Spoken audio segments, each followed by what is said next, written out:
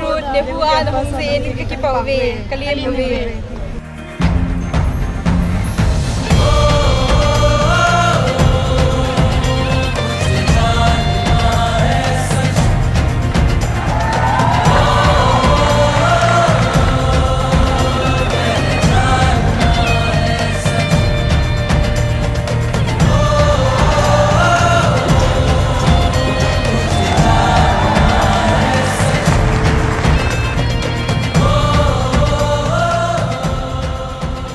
Namaskaram and good afternoon to everyone.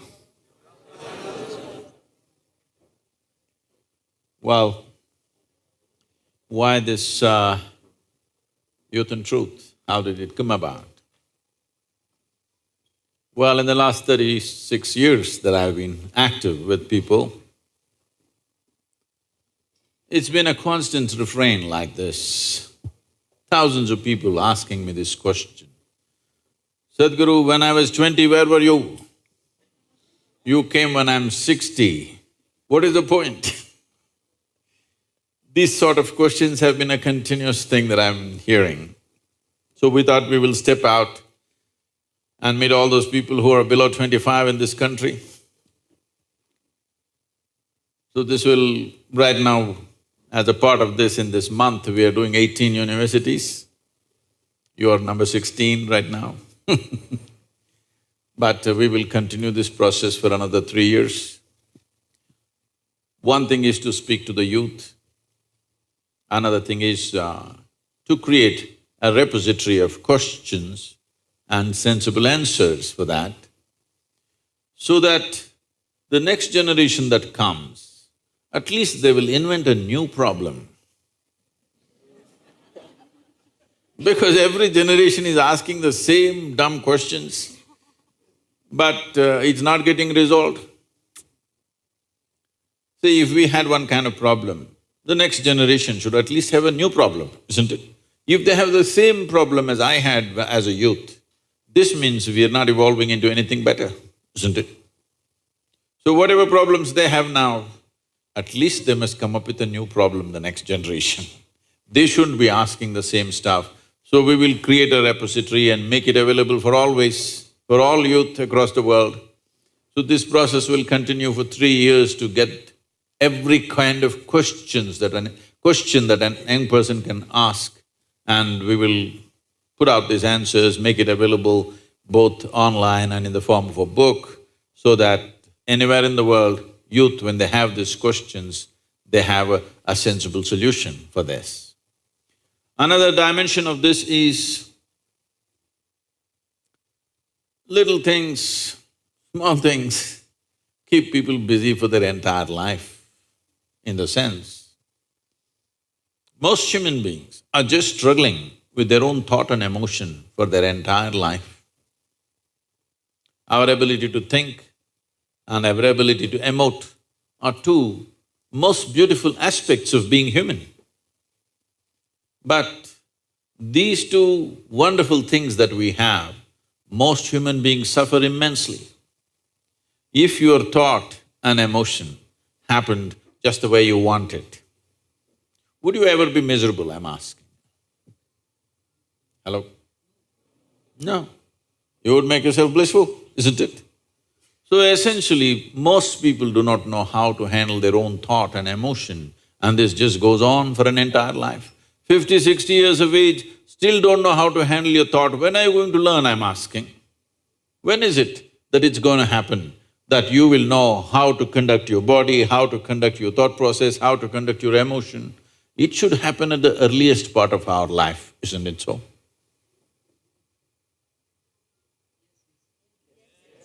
Is this usually a nap time in the university? Huh?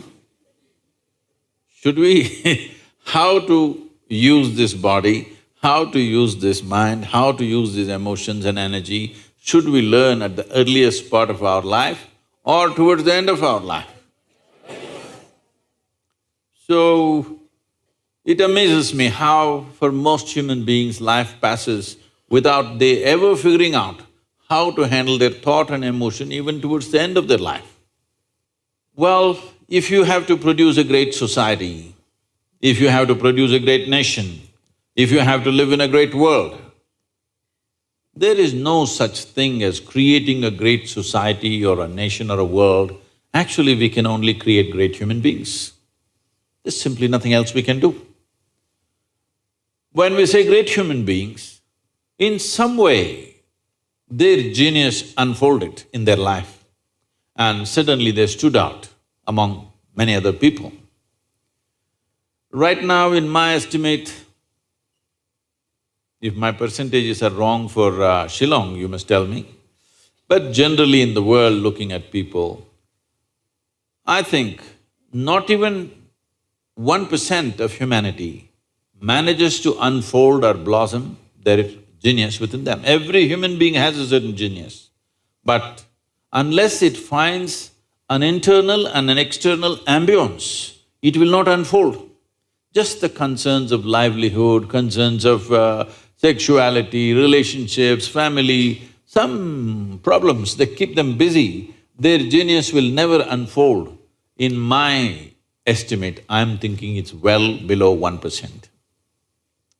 If we can make this 10% in this generation, if 10% of the humanity manage to unfold their genius, oh, we will have a miraculous world, not a simple world. We will have a tremendously miraculous world. So, one thing that's happened, why we are more competent to do that right now is, never before our survival has been as well organized as it is today. Suppose you were in Shillong 1,000 years ago, morning, if you want water, go to the river, get one bucket of water. Most people today are not even fit to carry a bucket of water for a mile. Yes or no? I mean, just survival kept us so busy. All these thousands of years, just the simple survival of getting water, food, shelter has kept us full on. This is the first time, if you have the needed money, you can go to your shop and buy everything that you want for the next 1 month and not step out of your house. It's possible, isn't it? Food and shelter and other things are better organized than ever before in the history of humanity. I think this is the best time to make an attempt to really help human beings to unleash their genius.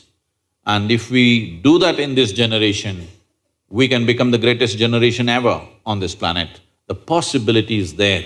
Do we have the commitment and the courage to walk the distance? Because between a possibility and reality, there's a distance. Do you have the commitment and courage to walk the distance? This is all it takes. So we are seeing how we can take youth in this direction, because every human being has untapped genius which comes in a package and goes in the same package without ever being explored. We don't want to bury your genius one day, we want it to flourish in the world. This is why we are here. On to you. Hello. A very good afternoon, everyone. Namaskaram, Sadhguru. At the very onset, I would like to extend my heartfelt gratitude to you, Sadhguru, for sharing this wonderful day with us. It is indeed a blessing to us to have you here. Let me start introducing ourselves to you. We have Riya, student from Commerce Department. We have Abhijit, student from Engineering Department. And myself, Sunita, student from Botany Department. Sadhguru, you have just landed to Shillong. I'm sure you must have enjoyed your journey.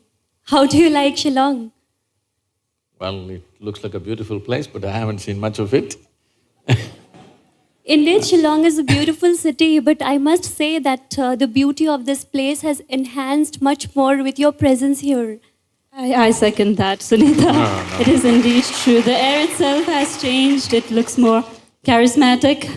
Thank you so much for being here with us, Sadhguru. NEHU has been brimming with questions. We received so many questions that it was so difficult for us to come to a few. We've chosen a few, or we've compiled some of the questions asked by you. We will be discussing those questions, Sadhguru, but before that, I would like to brief the audience about today's schedule. So we will be discussing the questions, as I said, asked by you, and then we'll have some questions that we received from social media. from those who have not been able to make it here today. And then we'll leave the floor open to the audience. So if you have any questions, you might as well get them ready. Without further ado, I would request my friend Abhijit to begin with the question. Abhijit.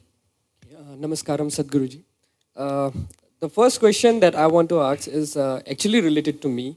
I'm in the last year of engineering. So now there is a very big decision that I have to make now. And people have told me that if I take decisions from my heart, I'll be successful in life. So, but there lies a problem. The problem is that I don't know which thought is coming from my heart and which thought is coming from my brain. So how can I figure out like which thought is from my heart and which is coming from my brain?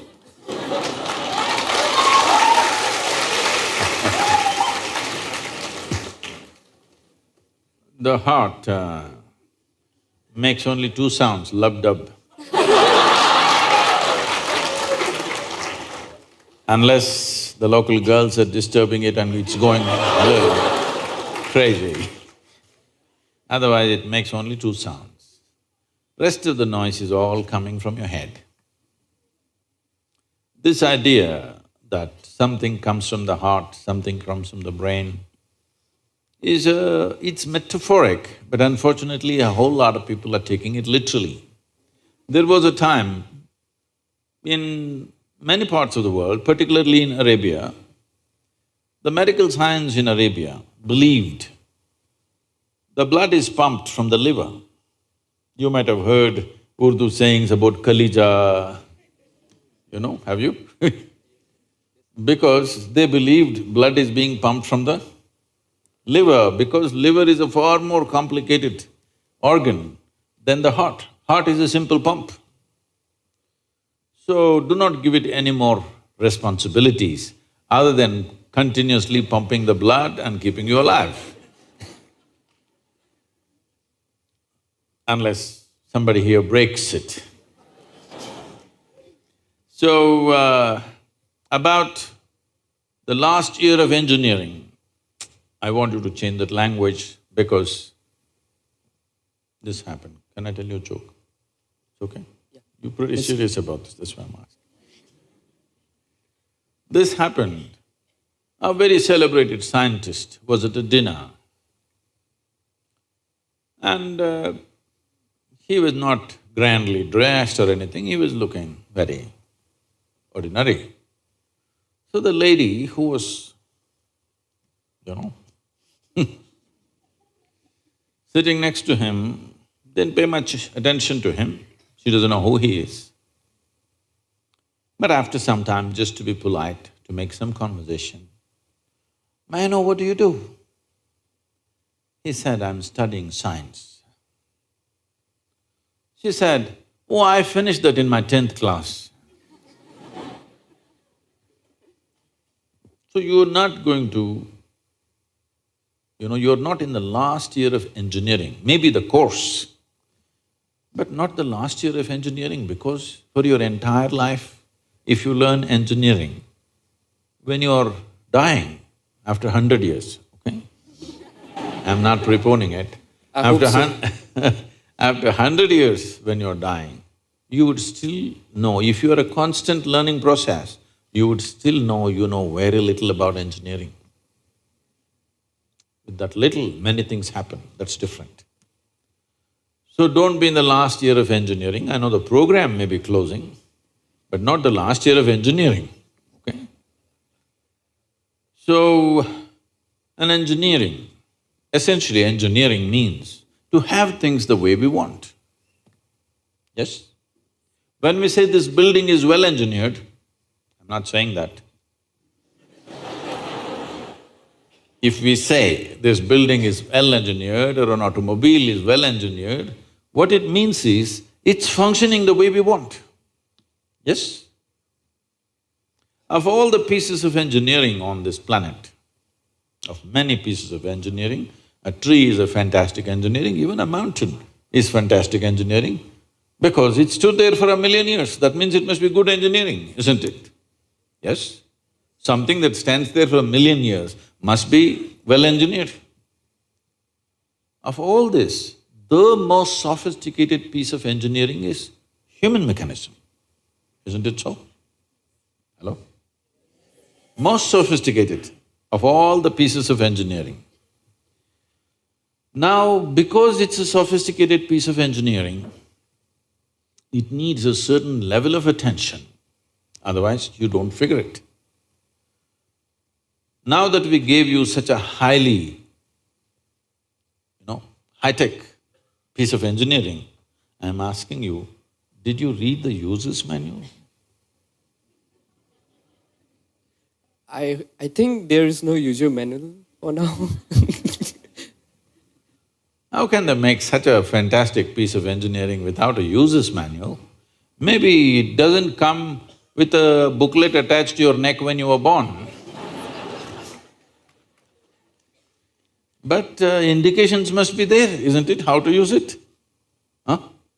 Is it true somebody who's an athlete or a gymnast or someone else like that learns to use their body than a whole lot of other people? Yes? Obviously, at least one aspect of the physical engineering of the body, they seem to have read the user's manual about the physical aspects.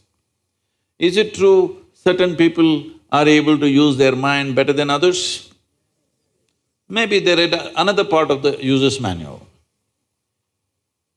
So, now with this heart manual and the brain manual, see, the problem is most people are prejudiced against the brain. This is a question that always comes to me, Sadhguru, I want to meditate but thoughts are coming. The common question everywhere. I ask them, see, I'll make you meditate. We will stop the liver, we'll stop the kidney, we'll stop the heart, we'll stop everything, okay? Oh, no, Sadhguru. So you want the liver to function when you're meditating. You want the kidneys to function. You want even the spleen to function, you want the heart to function. But you don't want your brain to function for some reason. This is simply because brain is a new equipment that you got in the evolutionary process. This level of cerebral development happened more recently compared to the other systems. If you cut open any mammal, they all have all these parts, isn't it? Every part that you have here, all of them have. Even if you open a frog, most of you, you're biology department. Even if you open a frog, almost everything that you have, he also has, isn't it? It is only… the big difference is only the cerebral development, which is a more recent happening. Because it's a more recent happening, most people have not figured how to handle it. So, user's manual is very important. You don't read a user's manual just before you discard the machine. You read it in the first few days, isn't it? Hello? If you buy a phone, do you want to read the user's manual in the first 3 days or after 3 years when you're throwing it away? First 3 days, isn't it? So, knowing how this functions is very important. Never did ever heart generate any thought or intention. Well, when you looked at the young girl, heart beat more, that doesn't mean it's saying anything, it's just trying to compensate for the other levels of excitement that's happening.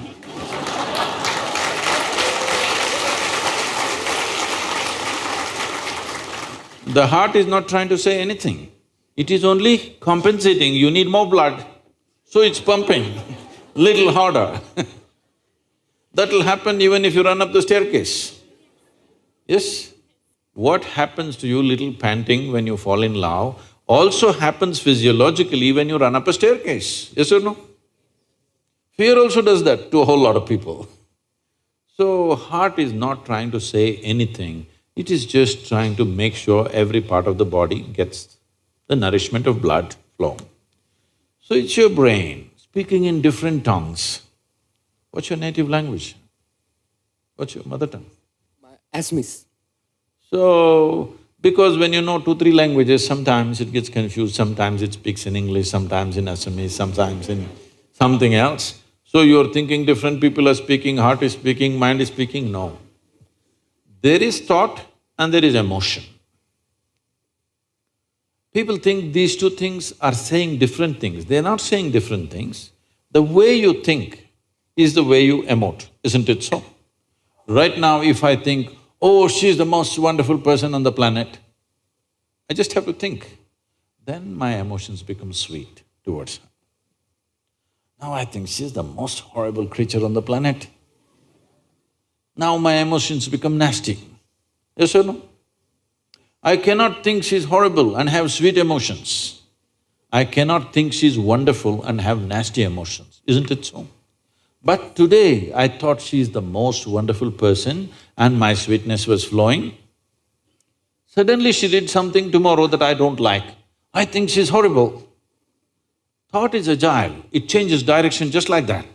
Emotion is little sappy. It takes time to turn around. So that period, you struggle as if there are 2 dimensions of thing happening. Because thought is saying one thing, emotion is still going sweet, because it takes time to become nasty. Everybody struggles, but it catches up or no after some time? Hello? Today you thought she's wonderful, sweetness was flowing, tomorrow she did something you don't like, you thought she's horrible, the thought is clearly saying she's horrible, but emotions are struggling because they can't turn quickly, they take time to turn. But after a week or 10 days or 2 months, depending on how deeply you're engaged, after some time, emotion catches up with the thought. Emotion also says, yes, she's horrible, so let's be nasty to her. So they're not speaking different languages, one is agile, another is little slow in its corners. So it looks like they're speaking different languages. When it comes to what you want to do, you must think clearly, it's very important. Thinking clearly means, the question is not about what will get me this, what will get me that. Is your life precious to you? All of you, I'm asking. Your life, is it precious to you? So before you invest this life into something, you must look whether today if I invest my life into this, after 25 years, will it still mean a lot to me? After 50 years, will it still mean a lot to me? At the end of my life, if you turn back and look, will I be proud of this or will I be ashamed of what I'm doing right now? Doesn't matter what other people say. But you should not do anything that you will feel ashamed of, isn't it so? Huh? It doesn't matter, people say so many things. Everybody has an opinion, it's their business. But you don't do something that you will feel ashamed of, isn't it? Then you're turning against yourself. Somebody turns against you, you can leave them and go somewhere else. If you turn against yourself, you'll have to live with it forever. So this is all you have to look at it. Something will get you money, something will get you comfort, that's not the point. What you choose to do, will it give you a life? When I say give you a life, are you just trying to make a living or are you trying to make a life out of this? It's important. Making a living is not an issue. A worm, an insect, a bird, an animal, all of them are making their life, making a living, isn't it so? They're even making a life out of it, but definitely they're making a living. So making a living with such a big brain is not an issue. Earning your food is not an issue, making a living is not an issue. Only problem is you want to live like somebody else, that's an endless problem. I want to live is not a problem. I want to live like you, this is a problem. So, it is important, if you consider your life as a precious life, you must make sure you make a wonderful life out of this. Whatever opens up in that direction, that is the thing you should do. But when you're under the pressure of peers, somebody is saying, I'm going to America, somebody says, I'm going to the government job, somebody says, I'm doing this. So one thing that all of you should do before you make big decisions in your life is withdraw from these pressures of peers, professors, parents, everybody. Just spend 3 days to 1 week by yourself, Look at it, what is it that you really want to do? Not under pressure from other people. What does this life want to do? Do that. It doesn't matter what other people think about it.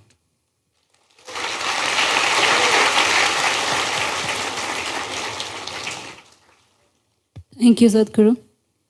Sadhguru, this is another question I have. You have mentioned on a number of occasions that we cannot ignore the materialistic body that we have been given and that we have to live with it. But how do we find a balance between the materialistic world and the spiritual world? Where exactly do we draw the line, Sadhguru? See, first of all, there is no imbalance. The imbalances come simply because of ridiculous teachings. First of all, there is no such thing as material and spiritual.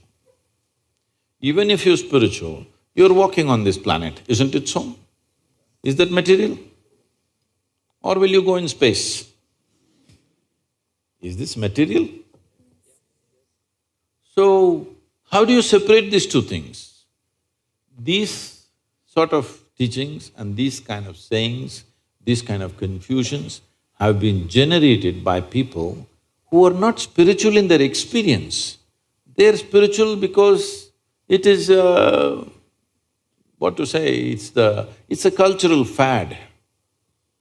Somebody read something and they think they're spiritual. You're reading something, you're reading a book, it's called literacy, not spirituality, isn't it? Oh, I read this book, so I've become spiritual, there's no such thing. All I'm asking is, let us take off this word because it's the most corrupted word. If you say spirituality, somebody's thinking of heaven, somebody's thinking of God, somebody's thinking of an egg-shaped something floating. Leave that word. You have a body, for sure, it's visible. You have mind, yes? You have emotions. But there is also life energy behind this, isn't it? There's a life. Are you alive? It's a question. You are alive. So let's not give it any other name. There is life. All physical material that you gathered from outside, isn't it so? This is just the food that you've eaten. Yes or no? What you call as my body is just a food that you've eaten, or it's just a piece of the planet. What was soil became food, what was food became flesh and bone. Now we are sitting here. We gathered this body over a period of time. You were not born like this. You gathered it slowly, piece by piece, isn't it? Little by little. Similarly, whatever is in the content of your mind, whatever the content of your mind, also you gathered from outside, isn't it so? So this is a heap of food, this is a heap of impressions. Anything that you gather, anything that you ever gather, you can claim it is yours. But you can never say it is me, isn't it so? Hello? Right now, as I'm speaking, I'll take this vessel. It's become very famous, this vessel. This is my vessel. If I say this is my vessel, you will think, oh, Sadhguru's got some problem. But let's listen, everybody says he's wise. After some time, I say, this is me. Then you say, let's go home. I did not say it, ma'am. I was only suggesting, I was not saying.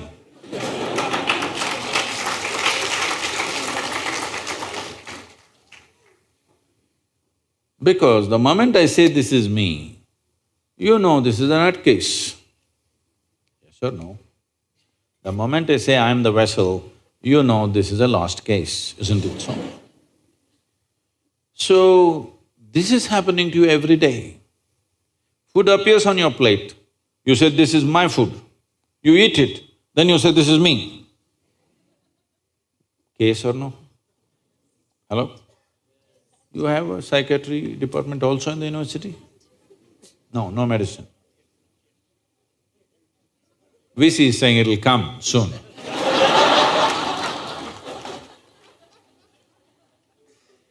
So, definitely you understand what you gather can be yours at the most, but never ever can be you, isn't it so? Is this understood? So everything that's material about you is gathered from outside, isn't it? But to gather all this, there must be something fundamental which gathers all this. Let's not give it a name, we'll just call it life for now. You are alive, but you gathered a body, you gathered information and became like this. Now, if you're only experiencing what you have gathered, that is your physiology and your psychological structure, that means you're going through life process without touching life ever. Just the surface aspects that you gathered. You are only experiencing the accessories of life. See, today when people use the word life, you have to sift through that because they may be talking about their job, they may be talking about their family, they may be talking about their dog, they may be talking about their wealth or business. When they say my life, you are supposed to understand what the hell they're talking about. They're not talking about life. Yes, they're talking about many things. Accessories. Accessories don't make the real thing, isn't it? This is like, for the sake of aesthetics, if you have a skirt, you will add frill to it. Now, many times it's happened in societies, it's happened to many people. They went on adding frills. Frills became so much of their attention, they forgot to wear the skirt. That's an embarrassing way to live, isn't it? That's all that's happening to humanity right now. They gathered so many things, now they've forgotten what is the basis. Only to facilitate this life to happen better, we gathered all these things, isn't it? Yes or no? Everything that we gathered, including our education, you're educating yourself because you believe, if I'm well educated, my life will be good. You will get married, why? Because you think if I'm with somebody that I like, my life will be good. You have children, why? Because somebody convinces you if you have children, life will get better. You have a dog, why? Because you understand if you have a dog, maybe life will be better. When nobody else is reliable, dog will be there. Yes. It's not only man's best friend, it's a woman's best friend also these days. So, we gathered all these things only to enhance this life, but this has been totally forgotten. So, if this comes into your attention, then we use this most corrupt word called spirituality. That means you started experiencing something more than the physical. Why I'm saying this is, right now your entire experience of life is limited to seeing, hearing, smelling, tasting and touching. This is the way you know there is a world, this is the way you know that you are existing right now.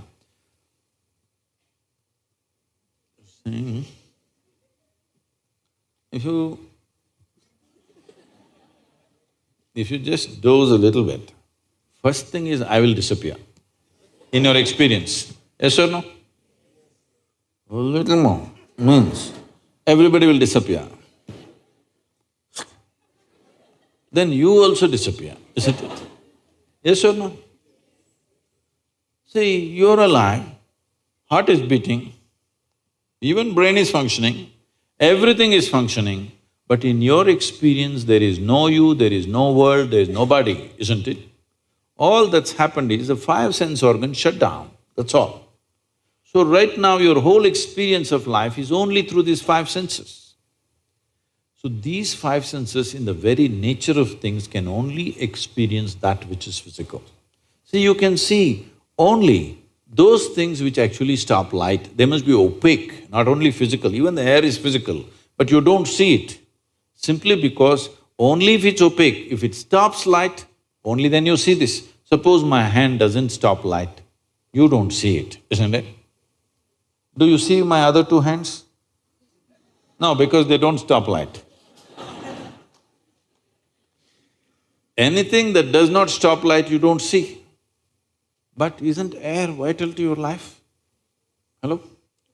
Just because you don't see it, can we dismiss it? Is it very important? Vital. Similarly, the life that you are is not visible to these two eyes, but it is the most vital thing, isn't it?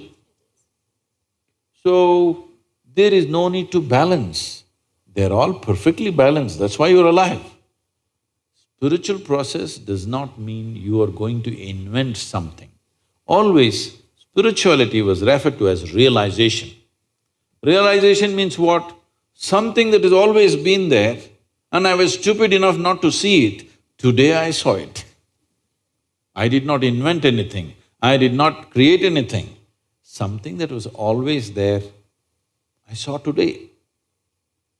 Though it is all the time here, I did not see it, only today I saw. This is realization. This is not an attainment, this is not an acquisition, this is not something else. This is just realization. So, realization does not change any dynamics of life. It's just the way it is. But because you realized, suddenly you are empowered. Just because we realized the planet is round at one time, it has empowered us in so many ways, isn't it so? If we thought it's flat, which as we did some time ago, no, but we just realized we didn't make it round. It was always round, but we thought it's flat. But one day we realized it's round. How it's changed our life, isn't it? Similarly, spiritual process means just this, you're not doing anything. You just started seeing everything the way it is, rather than imagining it some other way. And seeing things the way they are is the biggest empowerment you can have, isn't it? In your life, whether you want to engineer or you want to run commerce or you want to do biology, first and foremost thing is, you see it the way it is, isn't it? If you don't see it the way it is, everything that you do will be wrong, not one thing. Everything that you do will be wrong. Suppose we thought the earth is flat and made 1,000 calculations about this planet. Everything, not one thing, everything will be wrong, isn't it so? So without realization, not one thing, everything is wrong with life.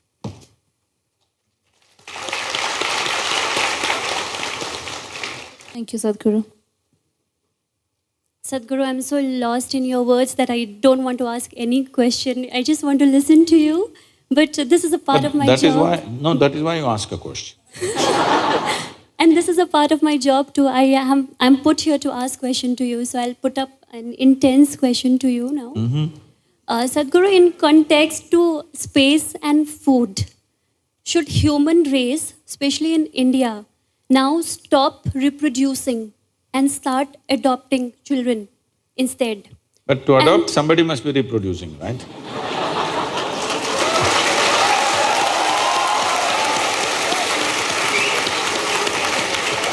You mean to say… But there are… you mean to say robotic… No, Sadhguru. I think there are many children in the street that need parents and home. So why don't we bring them to our home rather than reproducing by our own? Why don't we parent them? But in the process of doing so, are we losing the very essence of motherhood? And what is the meaning of motherhood according to Sadhguru? That is my question. See, suppose your mother delivered you and did not show any sense of inclusion, she just left you there. Is it possible that she could become your worst enemy? Yes or no? Very much, isn't it? Yes. So your mother is your mother not because she biologically delivered you. Your mother is your mother because in various ways she showed you that she is holding you as a part of herself. Yes. Just biological delivery did not make her mother. Biologically, yes, because you are from the biology department. But in your experience, she is your mother only because of the level of inclusiveness that she has displayed in her life, isn't it? If she excluded you, she will become your worst enemy, isn't it? Yes. So for this inclusiveness, for you to include somebody, all it takes is willingness. Yes? All it takes is willingness, not biological capacity to get pregnant and deliver. All it takes is willingness. Right now, if you are willing, can you Just look at these people and really see them as your own children. Possible? Possible or no? Maybe you have some issues with some of them, that's okay. I'm leaving those two people. She's just identifying, oh, but these two. I'm trying to figure out whom do I know in the audience. I'm trying to You figure don't out have my to know friends. anybody. You don't know anybody. But can you sit here like a mother to all of them? If you're willing. Because it's only a question of willingness, isn't it? So the problem is just this, for most people their willingness is coming in installments. I will accept you, but I can't stand this guy. I can't stand this guy, but I hate this person. Like this. Now he has to do many things to me for me to accept him slowly. But if you really look at it, the nature of human beings is such. Take the example of somebody who's closest to you in your life. Sincerely, don't tell me anything. Sincerely, you look into it and see how many layers of resistance you have for that person who is dearest to you in your life. Yes or no? Many layers of resistance. Because of that, we have become like this. Unless something falls out of my body, it is not mine. Even what comes out of your own body is not yours. Children will make you realize as you grow old.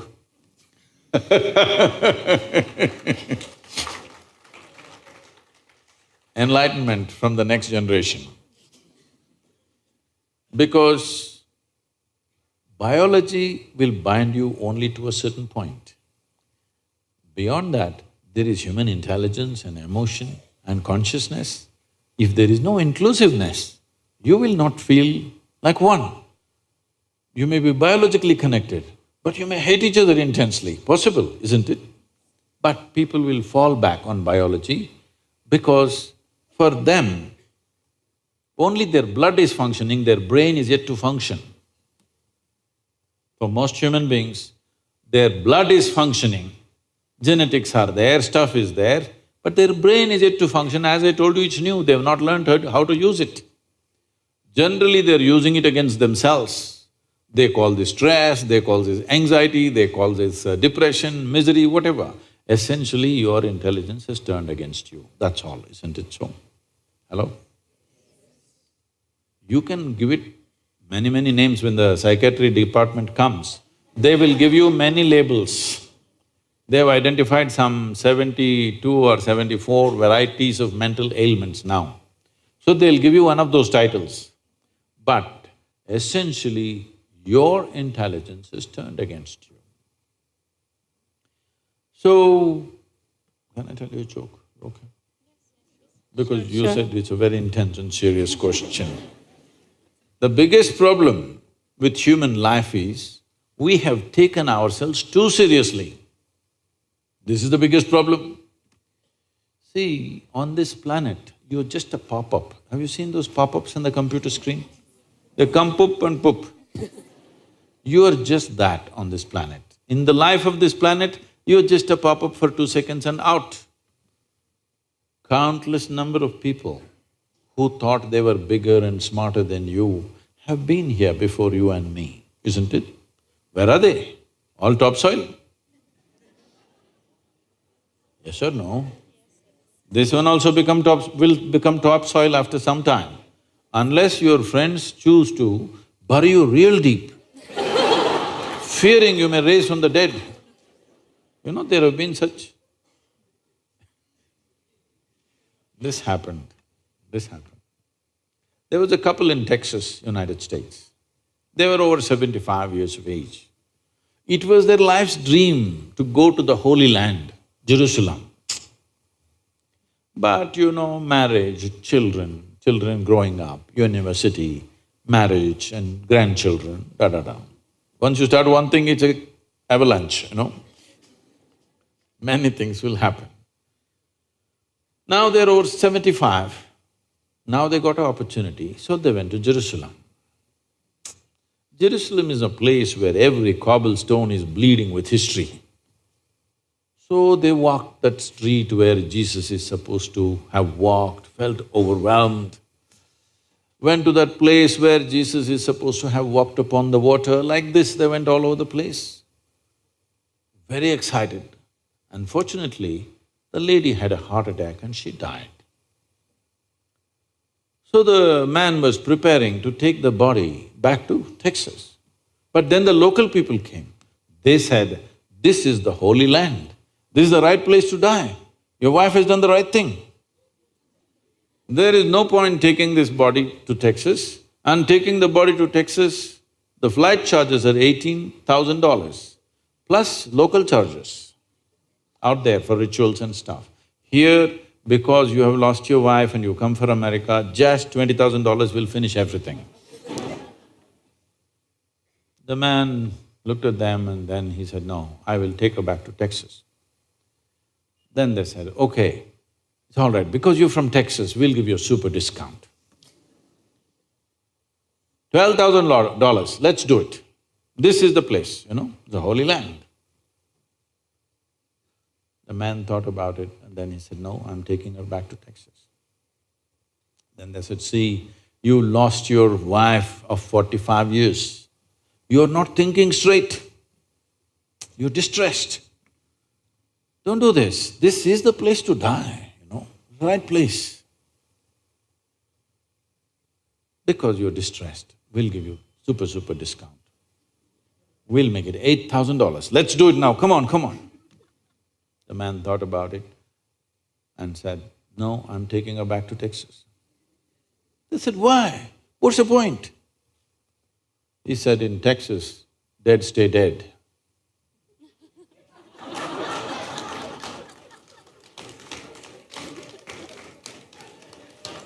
You're not getting it, not getting it. So, our biological connections are important, I'm not saying no. But we have overly exaggerated this. This I'm calling as Dhritarashtra syndrome. Dhritarashtra, at any cost my son, he's a bloody idiot, it doesn't matter, at any cost my son. Unfortunately, after 5,000–6,000 years, it's still going on. I get down in Chennai, if you get down at the Chennai airport, first neon sign advertisement is a fertility clinic. I say, my God, in India you need a fertility clinic? What you need is an infertility bomb.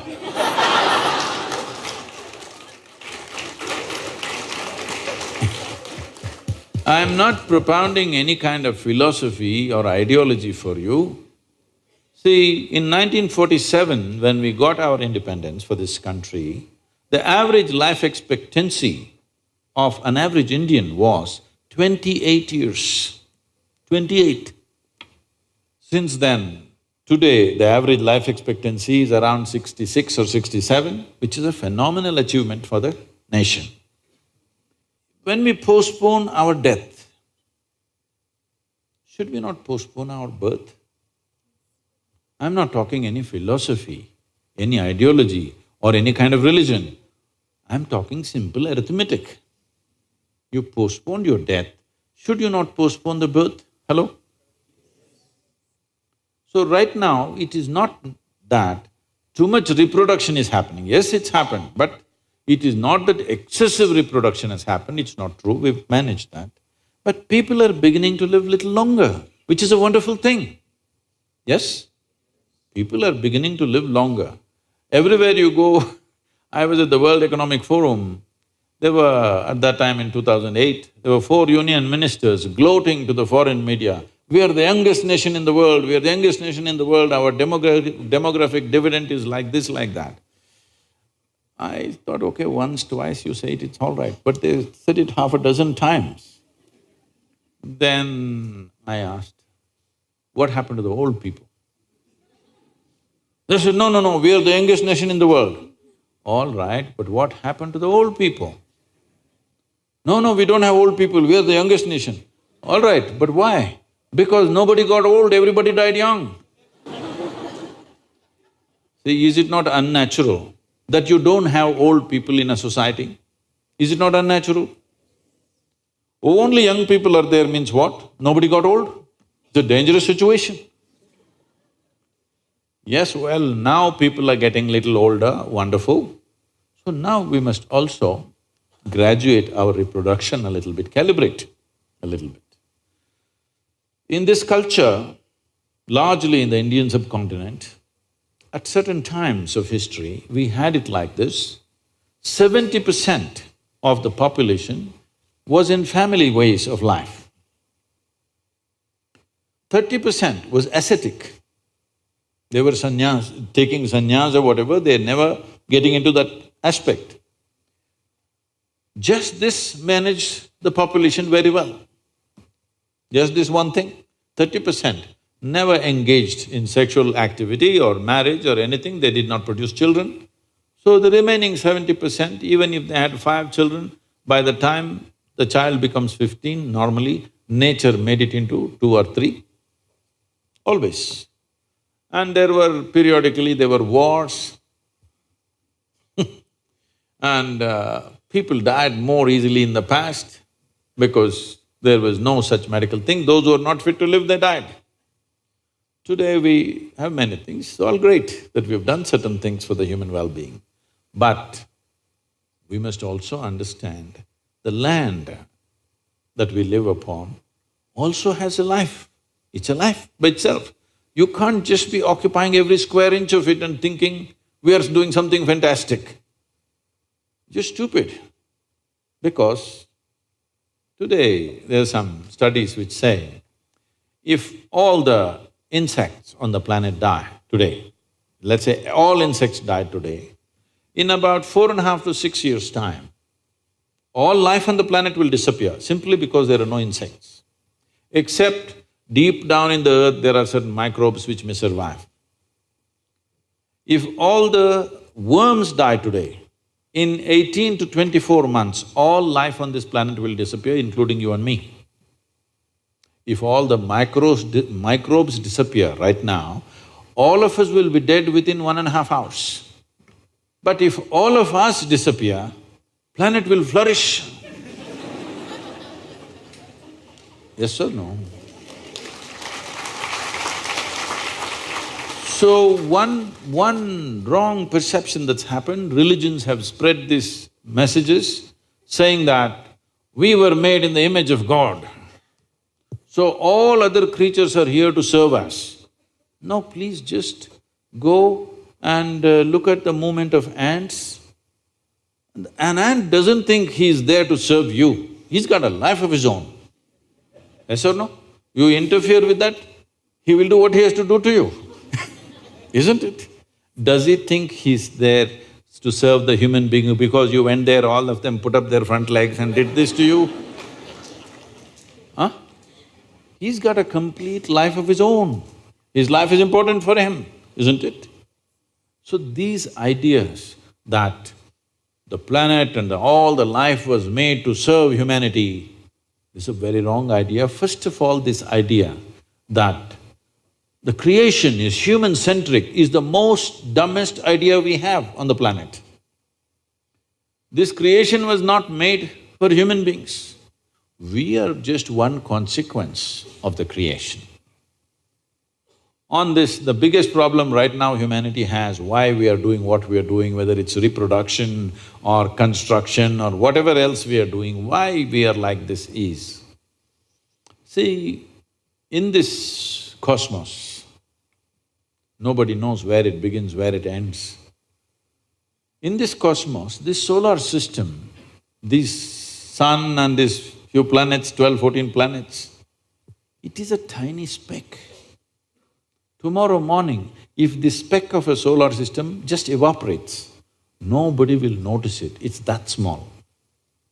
In this tiny speck, planet Earth is a microspeck. In that microspeck, Shillong is a super microspeck. In that, you are a big man.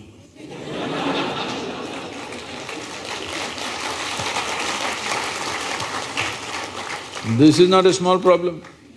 This is not a small problem, this is a very big problem. So everybody wants to leave their footprint. Reproduction largely is a footprint. People want to leave a footprint. I'm not saying nobody should have children, nobody should have children. But once you become human, the difference between us and other creatures is, whatever they do, we also do. They eat, we eat, they sleep, we sleep, they reproduce, we reproduce, they die, we die, all right? We're doing the same things. But the significance of being human is, we can do it consciously. Reproduction also must happen consciously, isn't it? Hello?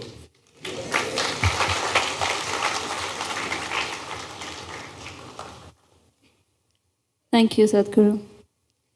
Sadhguru, how can a person stay committed to someone in a relationship?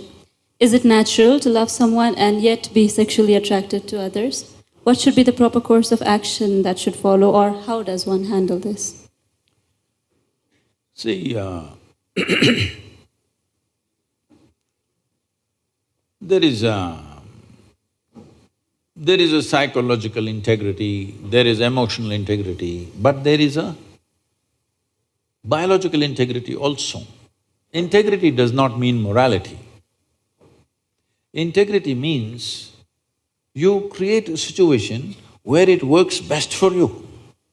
So when we say integrity, suppose I say, there is a certain integrity to my body, this means it's strong and resistant to a whole lot of things, isn't it?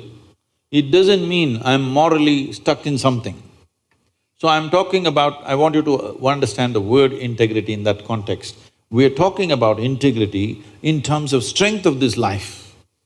So if that is the thing, is it true? Do you remember how your great-great-great-great-great-grandmother 10 generations ago looked like? Do you remember? No. But her nose is sitting on your face. Yes or no? Body remembers, isn't it? Body remembers your forefathers 1,000,000 years ago. Yes or no? So what you're calling as my body is a heap of memory, isn't it so? Yes. Memory or no? See, now from Nepal you came to Shillong, you eat a lot of this Meghalaya food, your features won't change because your body remembers what is your genetics, no matter what. Or you start eating, let's say, cow's food or dog's food, your body will not get confused and become a dog or a cow because there is evolutionary memory in this. Do what you want, it never gets confused, isn't it? You start thinking I'm a dog and start barking like one, still the body won't change. Yes or no? Mentally you can, but body has such a deep-rooted memory. So this entire body, what you have, is essentially a certain integrity of memory. If that loses that memory integrity, then you will see it will become vulnerable to so many things. Now, the nature of the body is such that anything that you touch with a certain level of involvement will naturally absorb that memory. Not mentally, physically it'll absorb that memory. Traditionally in this culture, we call this runanubandha. You heard of such a word? Runanubandha. What this means is physical memory that you gather. Why people… you will see this with people, let's say in their home, they will go and sit in one place. This will usually the older people you will see, they want to go and sit in the same place. They won't sit in another place. Have you noticed this? Even your dog, he comes, if he wants to sit here, he'll smell this, he'll smell that, he'll smell that, he'll smell that. And after much searching, he will settle down in that particular place. Next time you chase him somewhere, he comes, he goes and sits in the same place. Because there is memory. Today there is forensic equipment where you're sitting here right now, you went away. After 2, 3, 8 hours, if they come, not with a dog can easily do it. But with forensic equipment, we come here and just check this chair and we know it was you who were sitting here, not somebody else. So there is memory. Wherever you sit, stand, whatever you touch, there is memory and transaction happening all the time. Well, you come from Nepal, in India also it's very much there, in south is very strongly there, north maybe it's become weakened. People never give salt to another person. Do you know this? Here also? If somebody gives you salt, you say, please keep it there. Because there are certain materials which transmit memory much better than others. Salt, sesame seeds, lemons, like this, if you give traditional people, they'll say, keep it there, I will take it. Because they don't want to develop runanabandha with you. Now, in India, if you see older generation of people, if you try to shake their hands, they'll do like this, because they don't want to get runanabandha with you. Because the idea is to keep the integrity of your body's memory in such a way that it doesn't become vulnerable to other things, that you become a very integrated life. If you want to nurture yourself to be a certain possibility, then you have to maintain the memory integrity. This is what runanabandha means. You keep your physical memory to the minimal. A sexual interaction is something where a huge amount of memory is taken from one to the other.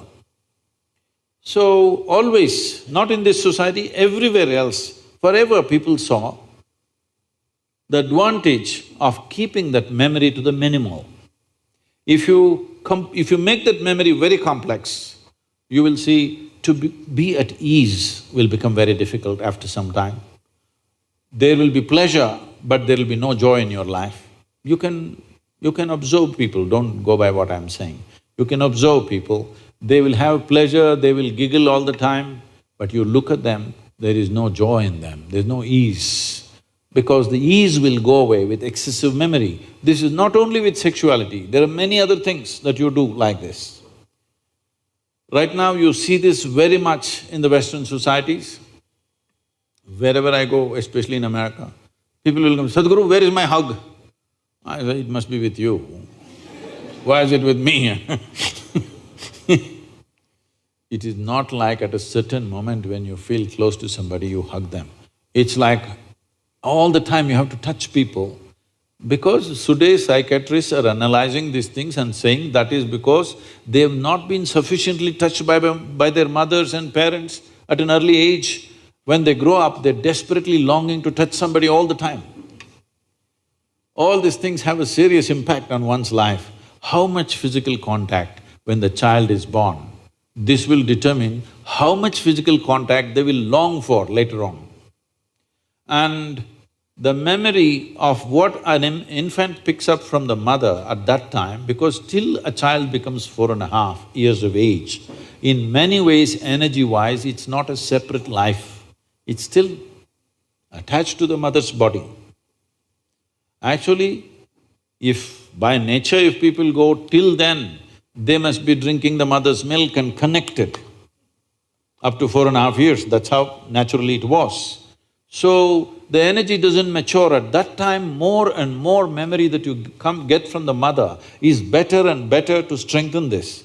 But once the child begins to move out and becomes an individual, life is organizing itself. People come to me and say, Sadhguru, can you bless my daughter, can you bless my son? First thing I ask is, how old? If they say 15, 16, 18, all right. If they're over 21, I say no. Because me blessing you, blessing will not go to your child. You may still think emotionally that's my child, but as far as life is concerned, it's become fully separate. Generally, the course of life is considered to be approximately 84 years or 1008 cycles of the moon. The cycles of the moon and our body is very directly connected. Only because our mother's bodies were in sync with the cycles of the moon, we are born, otherwise we wouldn't be born, isn't it? Hello? So, a full life is considered 1008 cycles of the moon, which will approximately considered as 83 to 84 years. So if one crosses 84, it's considered a full life. In this, the first quarter is the only time when it is connected to parentage. After that, the child must move, because energy-wise, you cannot connect those two lives anymore. So that is when the longing, if you have not created enough integrity within yourself, the longing for another body multiplies. Even though the hormonal phase may be higher between 15 to 20, the longing to bind and bond with somebody increases after 21 years of age because unknowingly you're like a satellite who fell off the main mother. You come off the motherboard. Now you want to attach to something unless you find some integrity. This is why between 12 and 18, one must do lot of sadhana to strengthen the body so that you don't desperately bind yourself to something or somebody. You must consciously, if you wish to take a partner, it must be a conscious process. If it's a compulsive process, then you will pay the price for it. This is not a question of morality. It is not that this is sin, that is sin. The question is, what is your priority in your life? If your priority is to make this life rise to a higher possibility, then you must be conscious. If you want to somehow live and go, it's okay.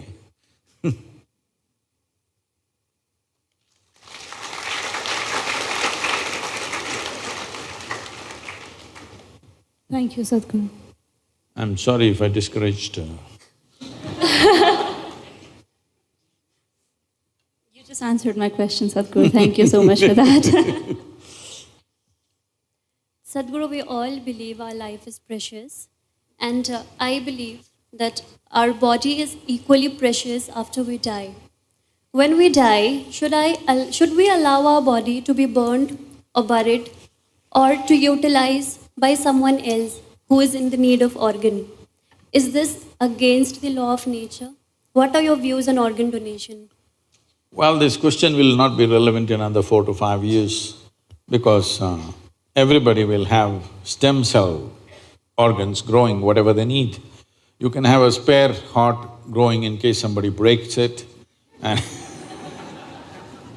or a liver or a kidney or whatever you need. Even they're saying you can even grow joints at some point, that you can have spare knees ready in case these wear out immediately.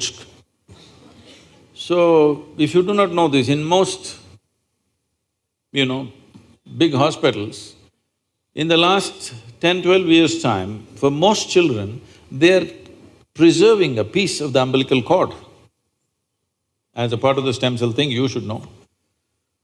Because we can manufacture almost any organ you want. So this question will become irrelevant. Technology is moving. About donating organs, well, see, giving away. Actually, somebody was asking me a question in Hyderabad, a film personality was asking, say, I don't love anybody that I'm willing to give my kidney to them. For me, love means I can take her out and she's nice and I can take her out for dinner, I can do this and that with her, but I'm not willing to give my kidney to her, so is it wrong? So you're asking, should I give my kidney to somebody? Not necessarily people whom you love, but just anybody, let them benefit after I'm dead, that's a question. See, there are many aspects to this, but first of all, if you already do not know this, there is a sinister business going on in the world. Very sinister business, particularly in Vietnam, Cambodia and some parts of Thailand. Organs are being stolen from live people. Once you campaign for organ donation, inevitably you will drive the societies there because you may be biology, but she's in commerce. If you talk about organ donation, she will see how to make a business out of it. Yes, isn't it? Somebody will look at it as an enterprise. Already it's become a sinister enterprise. In many African countries, this is happening. People are held down and their organs are stolen. This is happening. In a scale which may not be very large scale, but a scale which is of great concern. To that extent, it's gone. So if somebody needs an organ and somebody wants to donate, fantastic. What a wonderful gesture. But at the same time, I am not for campaigning for organ donation because you cannot control it. Once you create the market, you cannot control the supply. They will somehow find the supply, isn't it? If you don't die in time, they'll help you. Yes, they will. If not enough kidneys are coming, they will make sure enough people are dying today. You don't think they'll do it? They will do it. So, it is not good to campaign for organ donation. So many people have come to me saying, Sadhguru, you must campaign for organ donation. I said, I won't do this because I know the consequence. First of all, what you need to understand is, all our body parts, unless they're congenitally something wrong, most of the time, all our body parts are designed for a lifetime. Yes? Designed for a lifetime. Why don't we teach people to live responsibly in such a way that our organs last for a lifetime? We want people to drink and rot their liver, and then we want somebody else's liver. This should not be encouraged, I'm saying. People should understand, if I rot my liver, I will die. Yes or no? Yes. This understanding is not there. Everybody thinks it's okay, my liver is rotting, I'll get hers. It's going in this direction. We should not encourage that, if you ask me. So, this happened, you know. Once Shankaran Pillai was supposed to speak in the Rotary Club in Shillong. You heard of Shankaran Pillai? No. He's a famous guy. He was supposed to speak in Rotary Club. But these Rotary Club meetings are after 7 p.m. But by 7 p.m., usually Shankaran Pillai is fully sloshed. So he got fully sloshed. Then he came all drunk to the Rotary Club. And this meeting was about organ donation. You know, Rotary clubs are usually involved in these things. So his friend, a local guy who was supposed to introduce Shankaran Pillai to the club, people said, what is this? This man has come fully drunk. So he said, he is not an ordinary drunk. Because he is so committed to organ donation, he is preserving his organs in alcohol.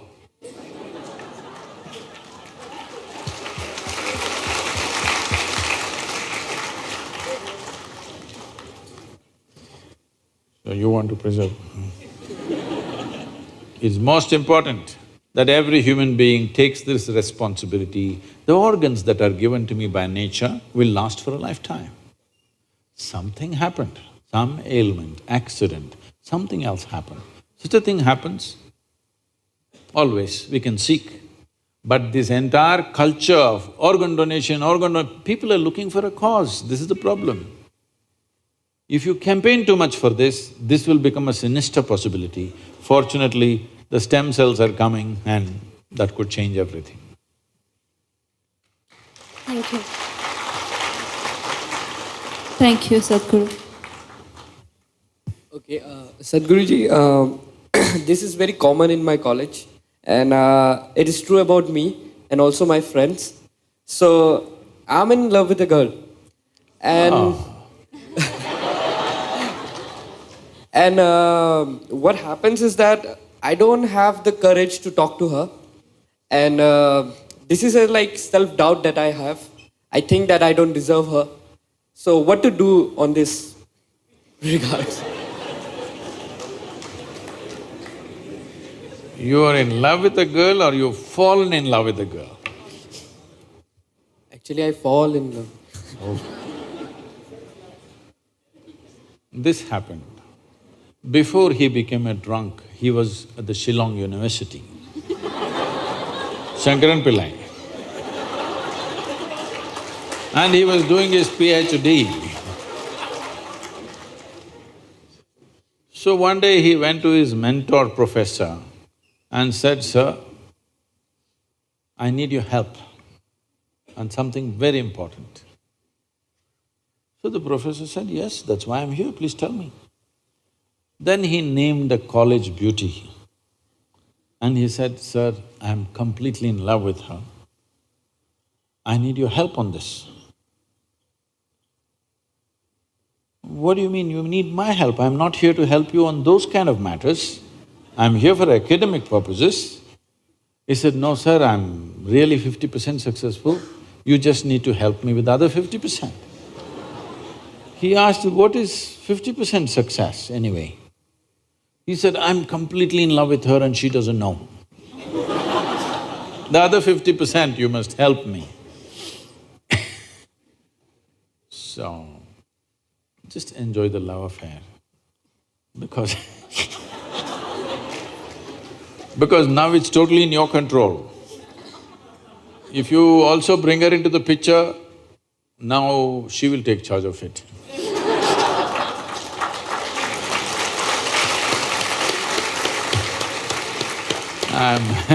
I'm not saying you should not fall in love with somebody, but don't be in a rush to live. At this stage in your life, see how to build yourself up into a worthwhile life, then things will come to you in a certain way. If you rush into life too early, then other aspects of growth will it'll get stunted.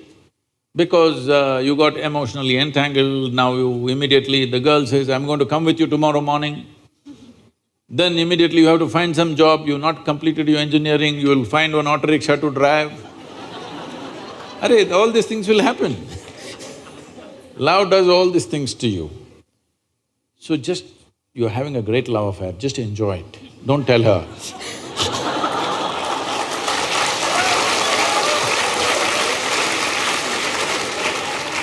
Sadhguru, I think he also kind of, wanted to know about self-doubt that he has, although the context was that, but he's primarily asking about self-doubt. See, this is not self-doubt, the doubt is about her. How she will respond, that is the doubt. Somewhere when it comes to yourself, the question of whether I'm good enough for something, not good enough for something,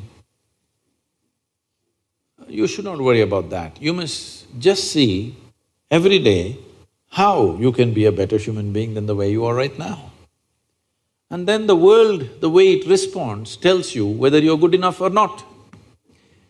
It's not for you to think whether… see, this is why there's an examination at the end of the year. Why? Because you may think you're a great engineer, but the examination results tell you. So this also is like that. You may think, I'm a hero, but well, the girl, she has her opinions. So instead of that, see how to make yourself better, in how many ways, not just the way you look. Because your looks will be ignored after some time. You have to make yourself better. How to make yourself better? At least you're trying to make yourself into a good engineer, that's a good idea. Another thing is, just see, better means what? What is it one thing that always draws people? What is it that one thing that makes a person look wonderful is, it is not the shape of your nose or the point of your chin or your hairstyle or something. A joyful face is always a beautiful face, isn't it so? Your nose can be like this, it doesn't matter. Joyful face is always a beautiful face. Do that one thing, maybe she will fall in love with you. Just rise and shine. If you rise and shine, everybody will look in that direction, isn't it? Learn to sing a song. We can train you if you want. Just one song that may make her fall in love.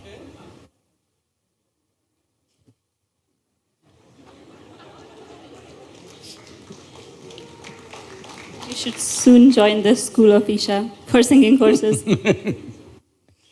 Thank you, Sadhguru. Next question is rather controversial, and you have also addressed this, but we are putting it again here because it is quite relevant. As is known that the majority of population in the state of Meghalaya is that of beef eaters. With the government banning consumption of beef in mainland India, people have an idea that the government is trying to control the very food habits of the citizens of a democratic nation. If beef is to be banned because of religious reasons, isn't it against the idea of secularism? And if it is for the environmental point of view, as you said, why not mutton ban or chicken ban, which are also reasons for greenhouse gas emission? Well, let me change one aspect of the question. Nobody ever uses mainland India. That's only mainland China. Okay. Rest of India. This is also mainland India only. It is just that which is being misunderstood now because of certain things that have happened is, when Jawaharlal Nehru talked about building roads and bridges and industry across the country, including dams, because at that time we thought dams were the biggest things we could do, now our ideas have evolved into something else. When there were plans for Northeast, he was advised that don't touch Northeast. It is pristine nature and tribal cultures, do not try to modernize and destroy this. It's best it is left like that. So, initially it was a conscious decision not to touch Northeast because people were beautiful, they were living in their own ecosystems. There was no need to bring simply cars and trains and airplanes and make them like the rest of the world. They were doing great by themselves. But later on, development started happening in unplanned ways, little bit. At that time, they should have decided. But because the same party was in power, they respected the decision that Jawaharlal Nehru made. When he made the decision, it was a conscious decision. After that, it was just an emotional stuff, for which northeastern region has kind of paid a little bit of price. I wouldn't say it's a price, because living in pristine nature without all the rubbish that you see in the rest of the cities, I think it's a great thing. But today, because of connectivity, because everybody is watching on the television, on the internet, how big cities are, how New York City is, how London is, how something else is, when you did not see any of those things, I think people here were doing fine by themselves. That way, the only country which has made a conscious decision like this and successfully going with that is probably Bhutan. Everybody else has succumbed to Western ways of life and they think we also have to become like that. Now it's unstoppable everywhere, including Northeast. Here, if you do not know, some 12,000–15,000 kilometers of highways being planned.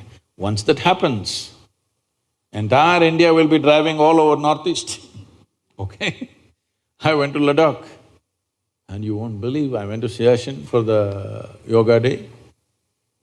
Thousands of motorcycles, all kinds of people who have no idea how to balance on two wheels also or on motorcycles. Everybody renting a motorcycle, getting a license right there. There's a motorcycle rental, next to that we'll organize licenses for you. Right there, instant license and hundreds of motorcycles everywhere. It is no more the Ladakh, pristine Ladakh that it was, simply tourists and traffic jams on the mountains, unbelievable. Well, that's going to happen to you because you asked for development. Because this is the kind of development that's happening in the world, unfortunately. Everything in excess.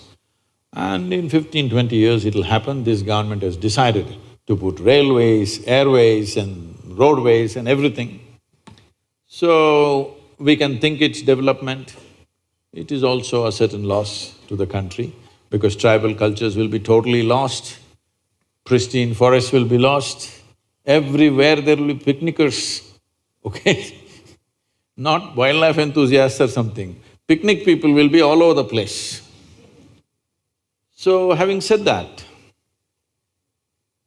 now the reason why it is banned in many major states in the thing and at the same time they've not touched this here is, in those states there is a huge emotion about that. Democracy, you talked about secularism, democracy is always about considering the concerns of the people. When there is such a big emotion, it's better you take that into thing. And everybody thinks this law came in the last 4 years. No, this law has been there since 1950.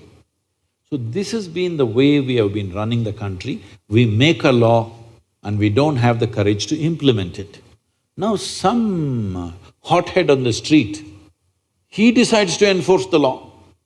When mob tries to enforce the law, it will happen in cruel ways. It will happen in ridiculous and in archaic ways of doing things. So this is something we must decide. If we make a law, do we have the courage to implement the law? Do we have the means to implement the law? Otherwise, better there is no such law. So now, in the major states, if you do not implement it, there will be backlashes, there will be violence. So implement it, there is some kind of grouse happening, a small group of people. It's better to manage them rather than create a on-the-street battleground, okay? You don't want that right now because we are poised for economic development. Everything is being done to see social unrest doesn't happen. So here traditionally, see even in India, this is a very gender-biased law. You can only not slaughter a female cow. You can slaughter a bull, you can slaughter a buffalo. Look at this, gender discrimination. You can slaughter me but not you. Only cow protection because in this culture, this is a pastoral culture, where we have an understanding. Now it's different, but in the past, if there is a bad agricultural year, if there is a famine, we used to have serious famines in this country, if there is a famine, if I have 2 cows in my house, my children will live. You don't have cows, your children will die. This is a wisdom stuck in people's minds. So when because of my cow, my children lived, I worship this cow because this is the source of my life and my progeny. So there is a very deep engagement with the cow, in the sense when I was growing up, we were never fed milk from multiple cows. That specific cow, it has a name, and every day they will take you there and you at least give something, you know, one banana, one little grass or something to the cow, and always my grandmother will be saying that this is you're like your mother, you're drinking milk from this cow, you must be always grateful to this cow, this kind of thing. Like there's a huge emotion between you and that cow because you're drinking its milk biologically and emotionally you're connected. You're not drinking dairy milk which is million cows and buffaloes and we don't know what else. So this has been the culture. Because of that, because we have drunk the milk of this cow, if we tomorrow want to eat the cow, that is considered cannibalism, not cow slaughter. I want you to understand this. It is deep-rooted in us because like our mother, this cow gave us milk. Tomorrow how to kill it and eat it up, this is considered cannibalism, and we said, you never kill the cow. But they allowed other big animals to be killed also. And this methane gas you're talking, this is not a problem in India, this is United States problem. All the statistics and stuff, we just import it from the West and we think it's like this. In United States, how the cows are kept is a completely different matter. If you go into a cattle thing, it's something you must go and see, then you will not ask this question again. You must go and see, there will be 500,000 or 1 million cattle in one place. There'll be not a speck of green because so many animals moving, full of dung and everything. All in sheds, sometimes they move them out for exercise and again back. On the highway side, if they're there a kilometer away, the kind of sounds they're making, it will churn your stomach. Because they're intelligent enough to know that they're going to be slaughtered. You must see the screams of the cows. Once you go there, never again you will touch anything because basically it will churn up something within you. Why I'm saying this is, see, cow is an animal where I have seen this personally, somebody that I knew. This is a lady, she named this cow as Lakshmi. It always was with her, 30 years that cow has become, it's very old but still with her. This lady died at 87. This cow came and just stood in front of the house, did not move from there, refused to eat. 2 days later, it just fell dead right there. And I have seen cows, if you are very attached to it and you're in some grief, you're not even with the cow is somewhere else, but it knows tears are flowing from the cow's eyes. So because it has human emotions, we said you cannot kill this because it is exhibiting human emotion. If you kill it, it amounts to cannibalism. When there is such a sensitivity, if you say, in front of my house you will slaughter, obviously there is going to be a problem. So in this part of the country, there is no such sentiment, so they did not pass the law. I think it's a very sensible thing to do, isn't it? But every doctor in the world is telling you, red meat is the source of every goddamn disease you have, so you better change.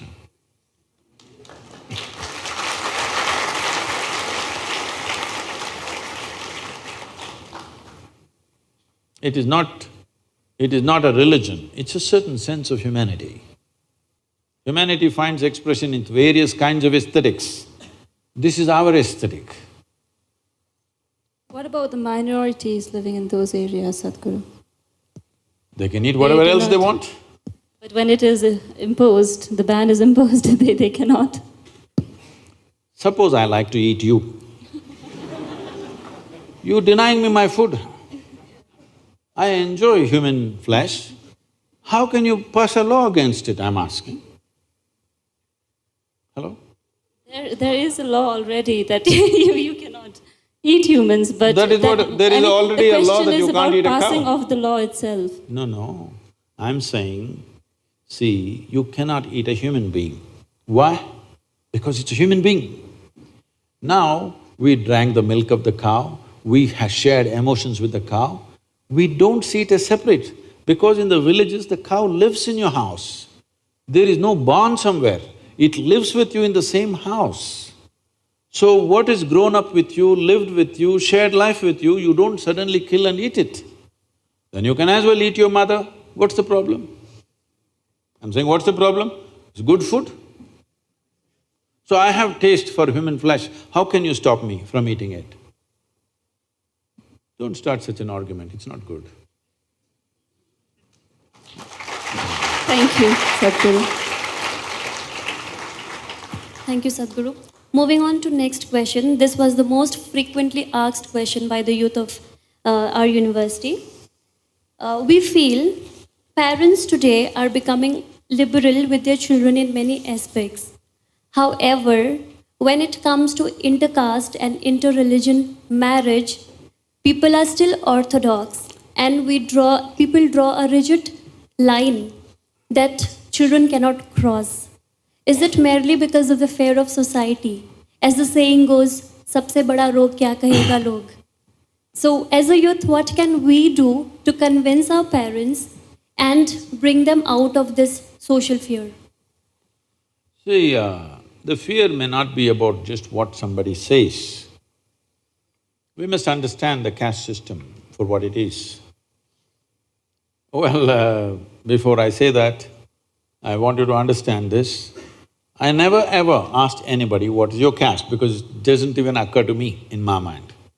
So I'm against intercaste marriages because somebody will take this one sentence and make me into trouble, but I keep doing this always because it's by intent. I am against intercaste marriages because, first of all, why the hell do you identify with the caste and then try to do inter?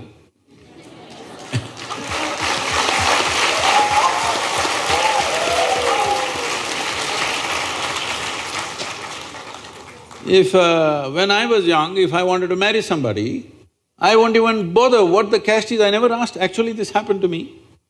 My wife, I never asked what's her caste. I just came home one day and told my father, I'm marrying this girl. He asked, who is she? I said, her name. I only knew her pet name, I didn't know her full name. Because that's what I called her. Then he asked, who is her father? I said, I don't know. He said, what? You don't know the father's name, you'll marry her? I said, I wish to marry only the girl.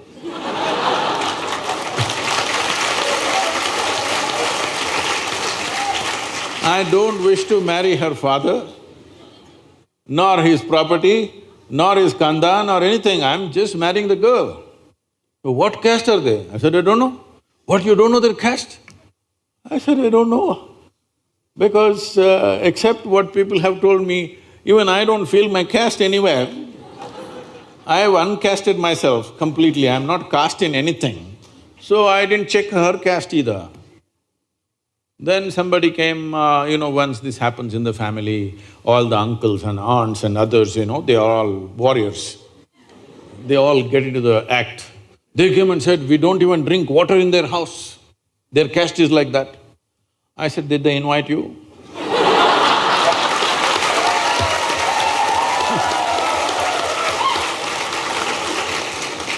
They have not invited you to come home. Only after they invite you, whether you want to drink coffee or whatever, we will see. Right now they have not invited you, nor am I planning to take you to their house, nor am I planning to go to their house. I'm just marrying the girl. They couldn't believe it. I said, boy, how can we do this? Our families can't sit together, they're caste. I said, I never said I'm inviting you to my wedding either. So, I just declared to my wife, I said, you're my wife, that's it. She said, this is all no witness, no arrangement, no garland. I said, see, no bloody witness can ever hold me to anything. When I say something, that's it. I will not go back on it. I said, I'm married to you, this is it. So I just came and announced to everybody, I'm married. They said, when, where, how? That's not your business. This is my wife, then that's it. So I'm saying, first of all, why do you caste yourself and then why do you intercaste yourself? Not necessary. But there is a social situation, that is, in this country, why this caste system stuck on like this is, this was the only means of transmitting skills. Suppose your father is a goldsmith. Now he will marry you only to your goldsmith, another goldsmith, because right from your childhood you have helped the goldsmith carrying this and that, you know how to handle it. Suppose he suddenly marries you to your blacksmith, you will feel lost in that house and you know nothing about it. Because knowledge was transmitted only through the family tree. Today, we don't know what his father is, but now he's become an engineer. We don't know what your parents are, now you're becoming a bio thing, because we have institutions which transmit knowledge.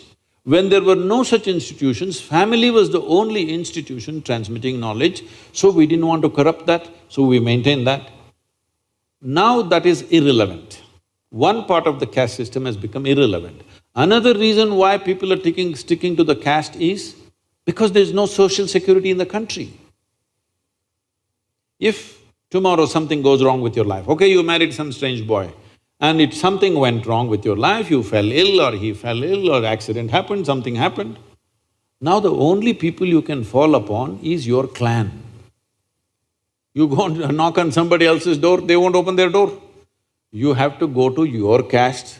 If you say, I belong to this caste, they'll say, come, we'll do something for you. So this is the social security you still have. So in urban areas, it may not matter because you have insurance and this and that, but in rural areas, if you just break away from your caste completely, you are completely on your own. If something goes wrong, there's nobody going to stand up for you. So this is the social security system. Don't try to worry about this destroying caste system by intercaste, all this. If you create a proper universal social security system, caste will die a natural death. Nobody has to kill it, it will just go.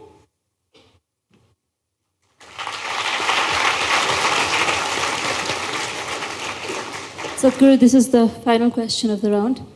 In an interview with Karan Johar, you have defined organized religion as madness. But the matter of fact is that the majority of the people in the planet do identify themselves with one religion or the other. And in the process, they create some kind of wall between those of different faiths. So what can we as youth do to break that wall and help everybody live united? People divide themselves in so many ways. As you just now said, mainland India. We'll pardon you because you're from Nepal. Mainland China, mainland India, not like that, just India. Now, the thing is, see, for a whole lot of people, they're not in such a level of consciousness right now. If it comes to me, I'm like this, I have no struggle within me for anything.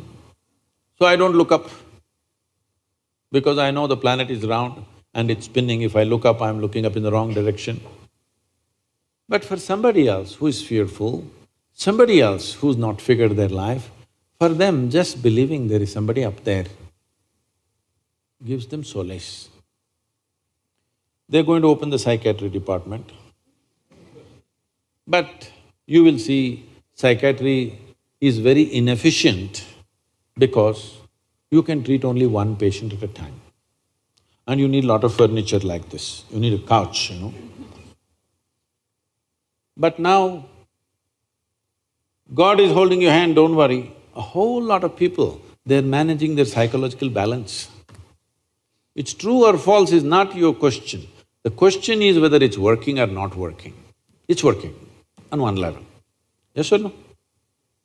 A whole lot of people will be cracked up if they don't have something that they believe they're holding on to. If that is not there, they will crack up. Because not everybody is on a spiritual path, not everybody is so organized within themselves that they will handle things out of their own conscious intelligence. They need something to lean on. Why people are leaning upon each other, why people are making… See, freedom is the most valued thing in the world, but still most people are trying to build bondages among themselves. Why? They need somebody to lean on, isn't it? So when all these people fail, they need somebody else to lean on. So, what you call as religion is a certain belief system.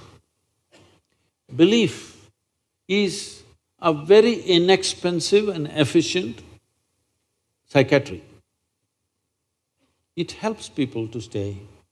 Most people will lose their mind if there's nothing to fall back on, isn't it so?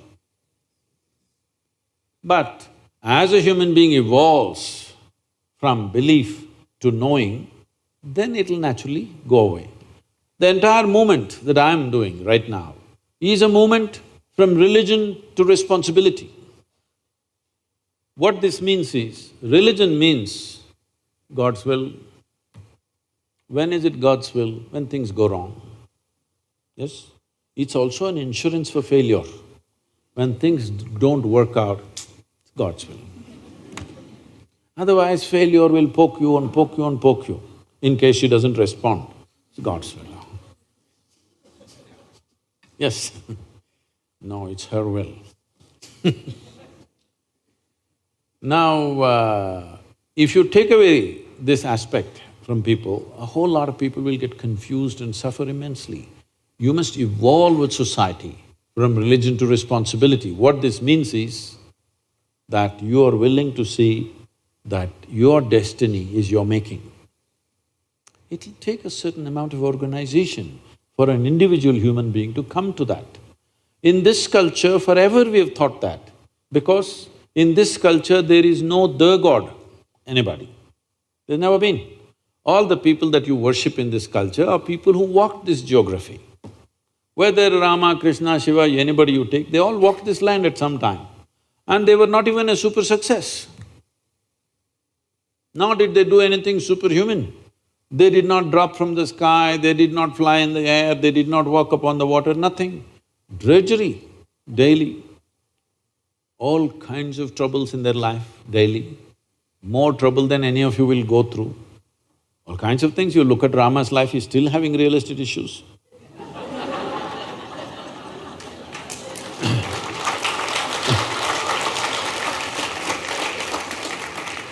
So, even during his life, he lost his kingdom, went to the jungle, lost his wife, went and got her back, again lost her, almost killed his children. Then he never saw his wife. She means a lot to him. If he was that kind, that if his wife was kidnapped, he found a local girl immediately. I mean, he's a king, he could have found another wife, all right? Any man could have found. But he walked nearly 3,000 kilometers down to get her back. Fought a war, burnt a beautiful city and got her back and again lost her. This is not a successful life, but the reason why we are bowing down to him is because no matter what life did to him, he stayed free. He did not become resentful, he did not become hateful, he did not even become reactive to anything, nor did he become a recluse. He participated, fulfilled all his duties, whatever he has to do, all his responsibilities as a king. He has personal grief, but that personal grief never became a part of his consciousness or his actions in the world.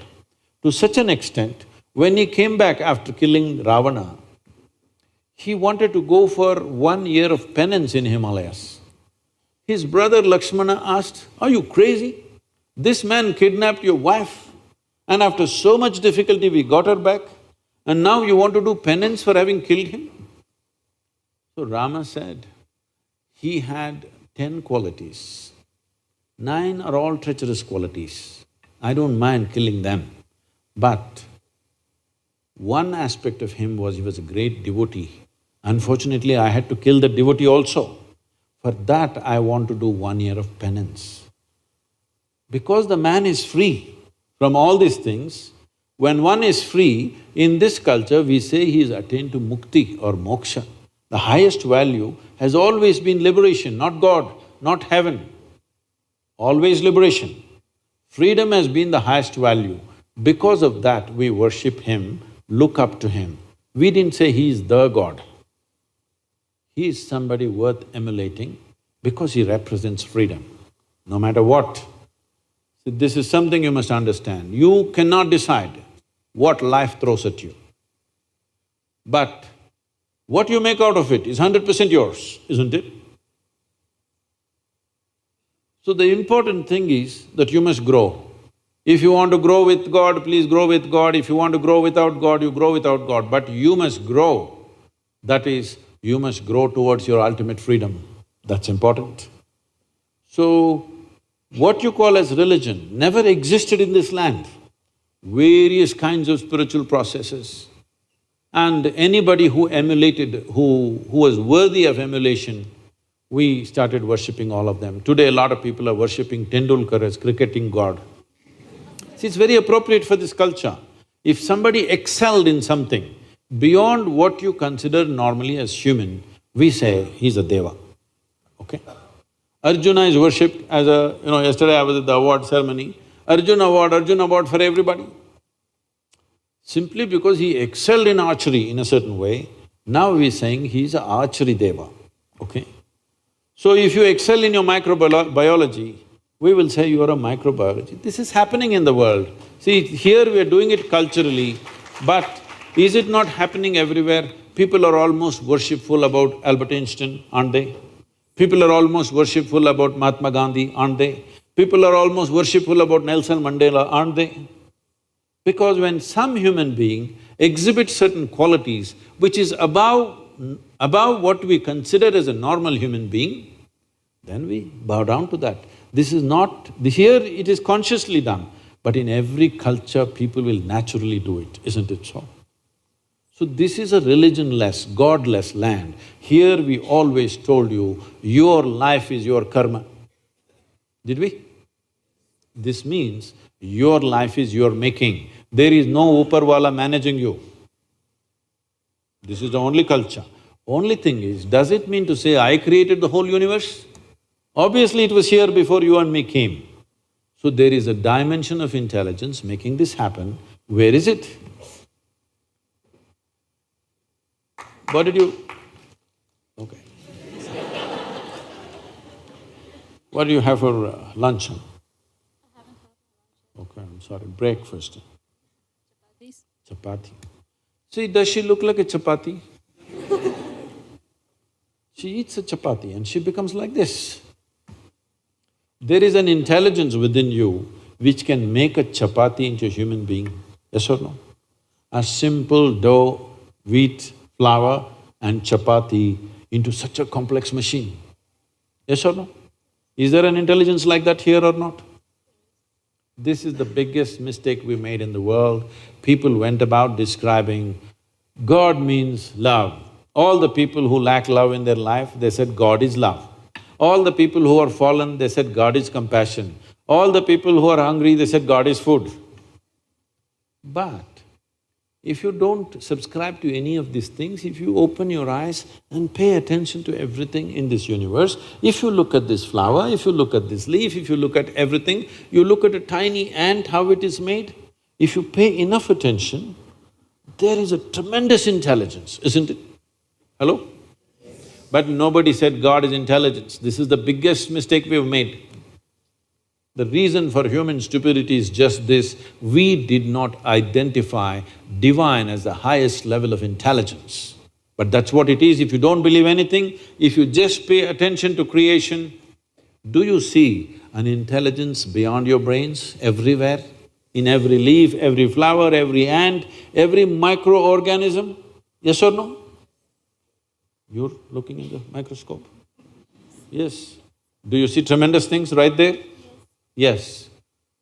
If you pay attention to the universe, including your own body, you would see there is a phenomenal intelligence functioning right here, isn't it? If you identify with that intelligence, if this intelligence which can make chapati into a full-fledged human being like this, if you even find conscious access to even one drop of that intelligence, you will live magically, isn't it? Not miserably. So miserable people are always looking how to fall back on something. They need a fallback. And those who may have made a misery out of their life, they want to go to heaven. Yes, those who made a hell out of themselves, they want to go to heaven. But I'm asking you, is it true that all human experience is coming from within or outside? Coming from within. What's coming from within you must happen the way you want it. Yes or no? What's coming from outside, I cannot determine because somebody else, something else throws those things at me.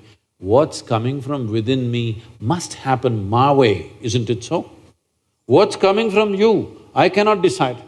We don't know what you will do. But what's coming from within me must happen my way. If this one thing, if you take charge, you will live a blissed out life. When you are blissed out, you will not want to go to heaven. Only those who have made a hell out of themselves want to go to heaven. So religion has come out of these belief systems simply because of the ignorance of how life is made. So the entire movement is to move people from religion to responsibility. This does not mean we want to destroy some religion, no. A whole lot of people right now need that belief. If you take away that belief, they will be shattered. Yes or no? It is like when you were a child, any of you can say, answer this question. When you were a little girl or a little boy, what did you play with? A toy. No, do you remember any one important thing? Usually in the West, it's all teddy bear or something like this. You had a teddy bear? You had a teddy bear. Yes. When you had the teddy bear and hugged it and walked around, it meant a world to you, isn't it? At that time, if I came and snatched the teddy bear and took it away, probably you would be scarred for life, isn't it so? For always you would remember this man came and took away my teddy bear, hurt deeply. But since then you have grown up, do you remember where the teddy bear went? No. Somewhere as you grew up, religion should fall off like that. If you take it away, it's going to shatter people. It's not good to do that because it's serving a certain purpose. It is serving a very important purpose in human societies. You can't just take it away. If people grow out of it, it's wonderful. But this doesn't mean you become an atheist. See, there is no difference between an atheist and a theist. A theist believes something that he does not know in a positive way. An atheist believes the same thing in a negative way. Both of them are not sincere enough to admit we don't know. Actually, you do not know. Hello? There were two brothers. There were two brothers, little boys, highly energetic boys. When young boys are very energetic, they're in constant trouble. So they're always into some mess. Parents are very embarrassed, log kya bolega. Very embarrassed about their children because everybody is discussing their children. So they want to fix them. But you know how to reproduce, but you don't know how to fix them. Does anybody know? No. If you have the necessary love and commitment, you can wait out their problems. Otherwise it'll freak you, children will freak you. Yes, they do. So they decided to take these boys to the local parish priest. Because together they're strong, they decided to take the younger boy first separately. So they took the young boy, made him sit in the priest's office and they left. The boy was sitting there, priest came. See, all this needs a certain drama, otherwise it doesn't work. Long robes and a serious face, a very grave face. And he looked at the boy and walked up and down for effect. The boy sat there doing the ping pong act. Then the priest thought up a strategy. If I remind this little fellow that God is within him, all his mischief will go. See, this is the whole problem with the world. People who never raise children, they have fantastic ideas. Those who have raised children, they know none of the damn ideas work.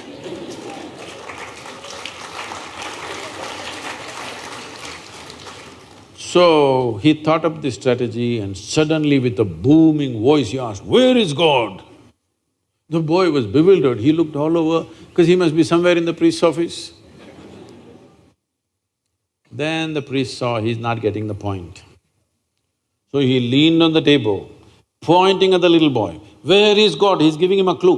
God is within you. "Where is God?"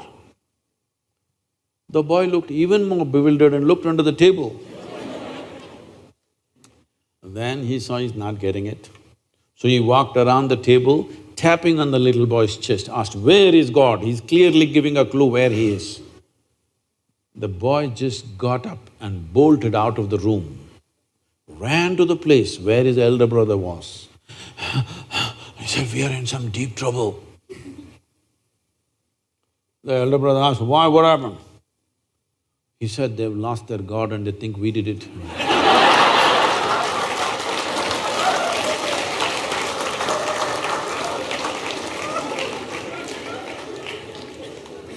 I am not taking away anything from you. When you say, "I believe something," you must understand, you made up something for a certain convenience. As long as it serves that convenience, it's fine. But if you're stretching it beyond that point to divide humanity, you better.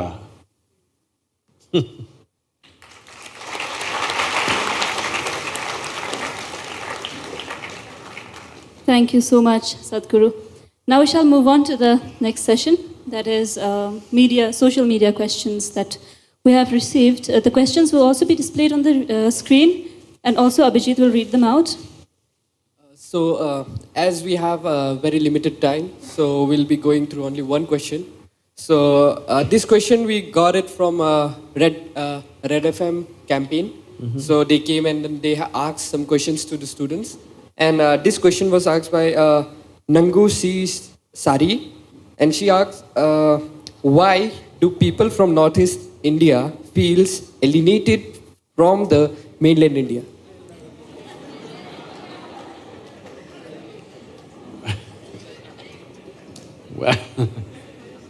Well, as I told you earlier, it was a well-intentioned plan which went bad. Intention was not to disturb the tribal culture, not to disturb the nature, but somewhere after 20 years when we saw people are aspiring for something else, we should have changed the plan. But in India, changing plan takes a long time. So now it's changing. I think you will not feel alienated. In another 5 years, you will not feel alienated, you will feel invaded by all kinds of people. Once the highways are laid all over, railways are laid all over, so you will not be complaining, you will be reverse complaining. But stop calling India mainland India, please. Thank you. Thank you so much, Sadhguru. Thank you, Sadhguru. It was wonderful interacting with you. We now open the floor to the audience. Audience, anyone who has question to Sadhguru can now ask question to him. सदगुरु को मेरा नमन। नमस्कार। सदगुरु, ये मेरा प्रश्न नहीं, अभी तो एक जिज्ञासा है.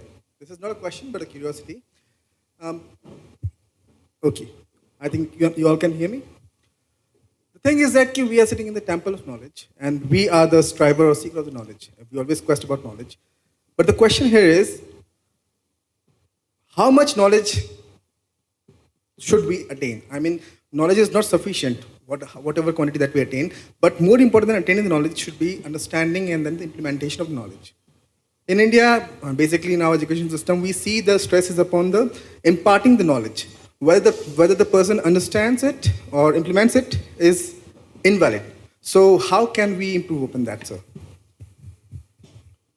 Well, education, both school and college education as we know it right now, could become absolutely irrelevant in this world in the next 10 to 15 years' time.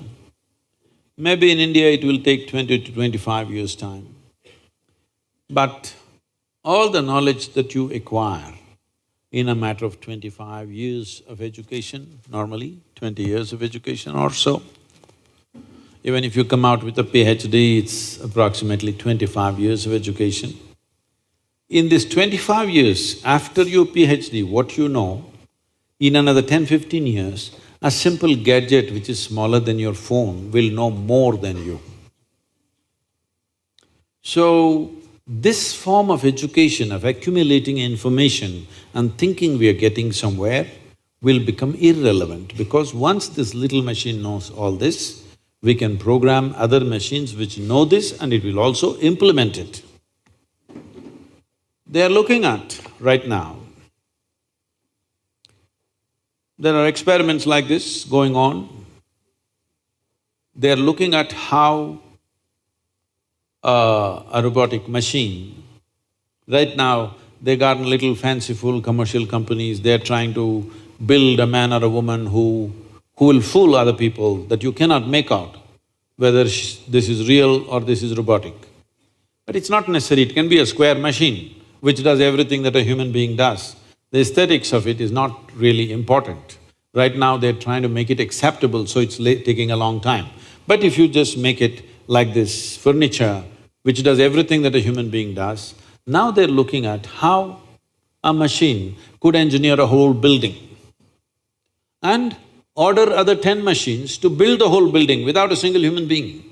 These experiments are already on and they're quite successful. The Honda company chairperson has promised by 2050, he will have a robotic football team which will win the World Cup football. Everything that the best players in the world know about football, they will program it into that machine. That machine will move better than any football player, kick the ball whichever way you want, everything. So, the way we are valuing information right now, if I know something, information that you do not know, suddenly I am superior to you. This is how our whole thing about… there was a time when everybody was illiterate. There was one man in the village who could read a book. People would sit there gaping at him because he can read from a paper. He's saying so many things from a paper. People sat there gaping. I've seen such situations. People can't believe all this is there in this book. So just reading a book, people acted divine. People who can read a book, they're acting like they're agents of God, aren't they, all over the world? Hello? Just because they can read a book. So now it's becoming irrelevant because everybody can read.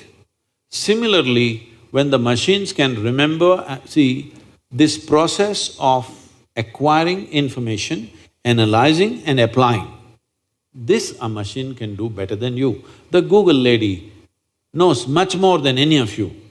Yes or no? Yes. Ask her anything without batting an eyelid, she'll say. Yes? Not even taking 2 seconds to answer, just like that. And she is nothing.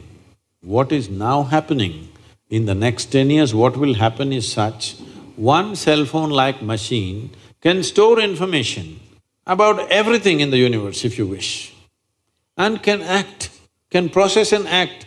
Not just you have to look for it, it can process and act looking at the situation as you can act. So this dimension of education, of gathering information, analyzing and applying, this will become meaningless in a short period of time. Well, it's a strange thing that people have been inviting me in the last 1.5, 2 years to speak in all kinds of artificial intelligence conferences. When initially they called me, I said, why me? I'm not an artificial intelligence, I'm a natural intelligence.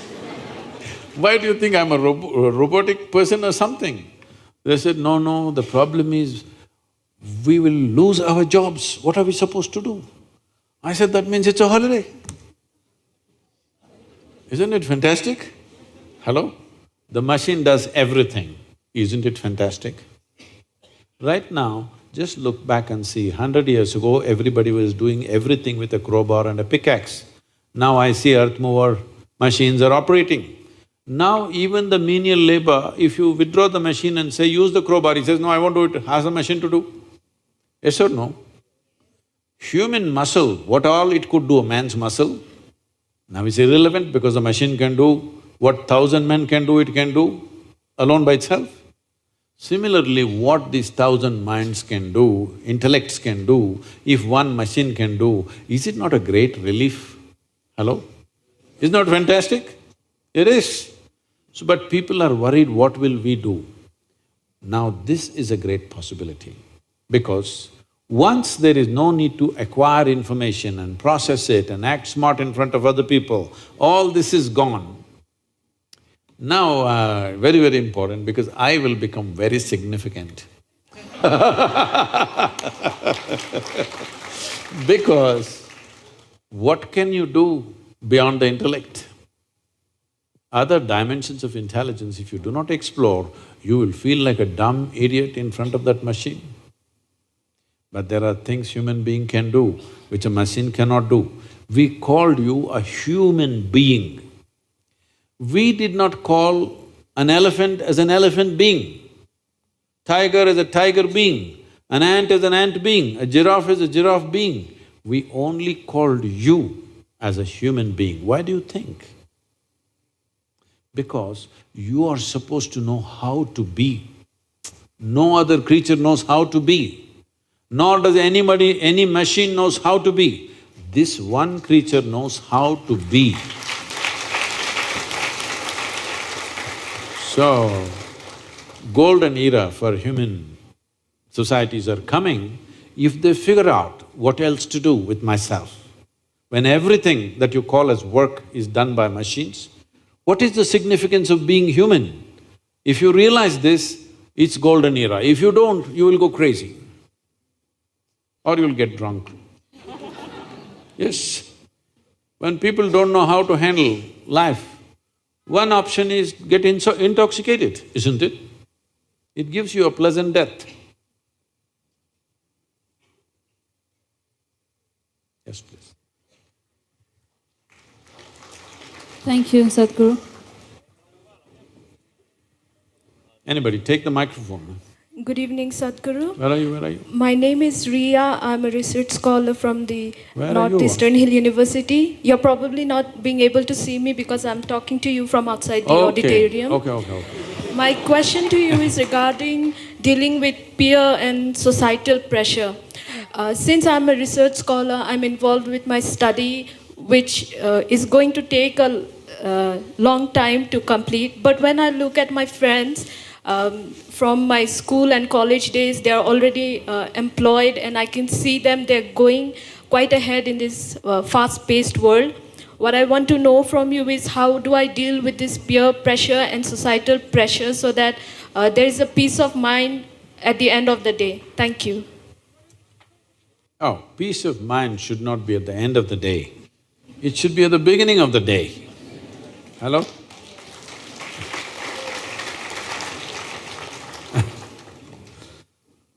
Well, I was supposed to speak. Riya, we cannot see you, I'm not even able to see the screen. Is she on the screen? No. I was to speak in Tel Aviv. I flew out of Atlanta in United States. I'm supposed to land there mid-afternoon and speak at 6:30 in the evening. Due to some delays in flight, I ended up there at 6 in the evening. I landed at 6. 6:30 is my talk. I have a problem because in this 36 years, I have not been late to a single event yet. So today I don't want to lose my reputation, so I quickly change in the airport and rushing. I'm traveling an American airline, so there is nothing edible on the plane. So I'm super hungry, famished. But there's no time to even grab something. So I just rushed. And when I went to the venue, this doesn't happen to me at all, but on that day, the venue is a fine restaurant. I'm speaking in a very fine restaurant. That's where the meeting is. I thought this is a fantastic place to come to when you're so hungry. Then people have already gathered and people are coming in, some people are greeting me. One man comes to me and says, "Shalom." I ask him, what does it mean? He says, "This is the highest way of greeting." I said, "Well, that's your opinion. What does it mean?" He said, "No, this is really the highest way of greeting." All right, what does the word mean? He said, "It means peace." I said, why is peace the highest way of greeting unless you're born in Middle East? In South India, if you come up in the morning and say, "Peace," I'll say, "What's wrong with you today?" True with Northeast also, isn't it? Somebody comes and says, "Peace." Say, "Are you nut? Nutcase or something, what's the matter with you?" But in Middle East, peace is the highest level of greeting, because all the time people have been clashing for so long, they have forgotten what is peace. Somebody has to come and greet you, "Peace." So, peace is not at the end of the day. It should be at the very beginning of the day, because can you enjoy your breakfast in the morning? If you're not peaceful, you need not be ecstatic, at least you must be peaceful to enjoy the breakfast, isn't it? Can you enjoy a walk along the street if you're not peaceful? Hello? Can you enjoy the company of a few people that you know in your life if you're not even peaceful? You may not be in love with them, but at least if you're peaceful, you enjoy somebody's company, isn't it? So peace is not the final thing in your life. Those people who think peace is the highest value, such people will only rest in peace.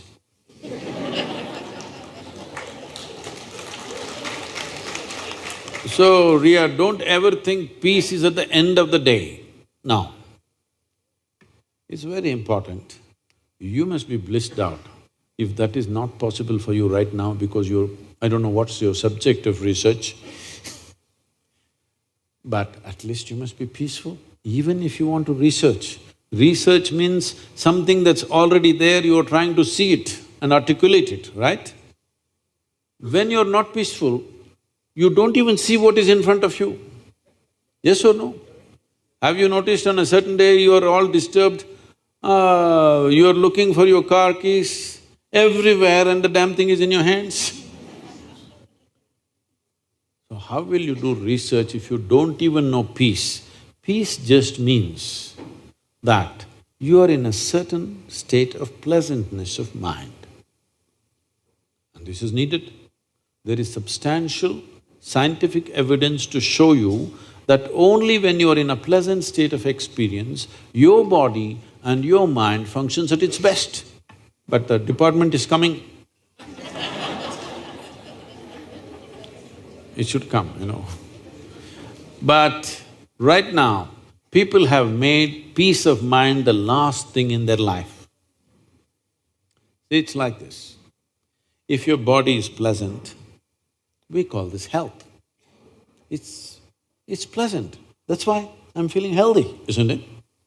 If it becomes very pleasant, we call it pleasure. If your mind is pleasant, we call this peace. If it becomes very pleasant, we call it joy. If your emotions become pleasant, we say you're in love. If it becomes very pleasant, we say you're in compassion. If your very life energies become pleasant, we say you're in bliss. If it becomes very pleasant, we say you're in ecstasy. If your surroundings become pleasant, this means success. Only for making surroundings pleasant, you need the cooperation of other people. But body pleasant, mind pleasant, emotion pleasant, energy pleasant is 100% your business, yes or no? Now your friends are doing whatever they're doing in cities or wherever else they are. But for you, one thing has happened, you're in the refuge or the comfort of a university, surrounding is already pleasant. It's a big thing. Creating a pleasant surrounding. Why do you think people want to build their own house and populate it with people who love them? They want a pleasant surrounding, isn't it so? Hello? You don't want to live with somebody who hates you. Nothing wrong with that person, it's just that it's not pleasant for you, isn't it? You want somebody who loves you, who wants somebody who is pleasant around you, and you want an atmosphere that's pleasant around you. To do this, they work for a whole lifetime. Here, the university is providing you a pleasant surrounding, and you already said your research is going to take a long time, which is not good. You must finish it as quickly as possible. But keeping your body, mind, emotion and energies pleasant is 100% your business. Only if you do that, your research could become some kind of a worthwhile phenomena. Otherwise, somebody who cannot even harness peacefulness in their mind, what great things will they do? If you cannot manage your mind, what big things are you going to do in your life, I'm asking. When you cannot manage your mind, can you manage the world? Please, all the students, you must understand, peace is not at the end of your life. It must be the beginning of your life. It's a most fundamental requirement, isn't it? If you want to do anything sensible, even if you're not blissed out, at least you must be peaceful. Less than that is bad.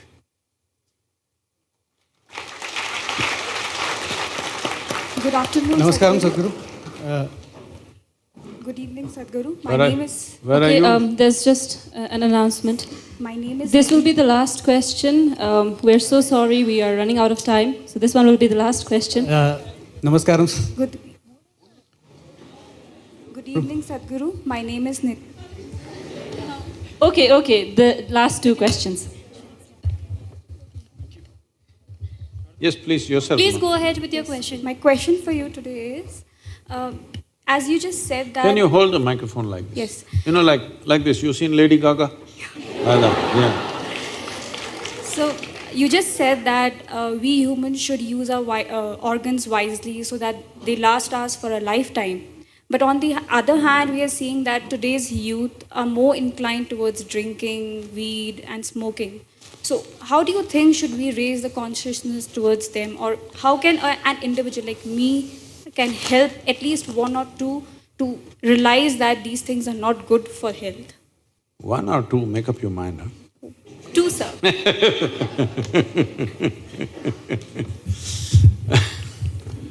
So, when somebody has tasted some pleasantness, either to drug or drink or sexuality or whatever, they tasted some pleasantness. If there was no pleasantness, they wouldn't have gone that way. But the pleasantness may suck them into destroying their body, that's another matter. But the pleasantness is such that even in spite of the threat, cigarette smoking is going, injurious to you and you show some cancerous mouth, all this, but still people are smoking because there is a pleasantness attached to it, whatever the consequence may be. If you want to get people out of that pleasantness, if you try this forcefully, well, it's not worked. What's the point doing something forcefully? Or first of all, what's the point doing something that doesn't work? You must offer them a pleasantness which is beyond that. You're a bit too far away, but Ria, look at my eyes and see, don't I look stoned? No, just look at me properly. I'm always stoned. I'm always stoned, never touched a substance.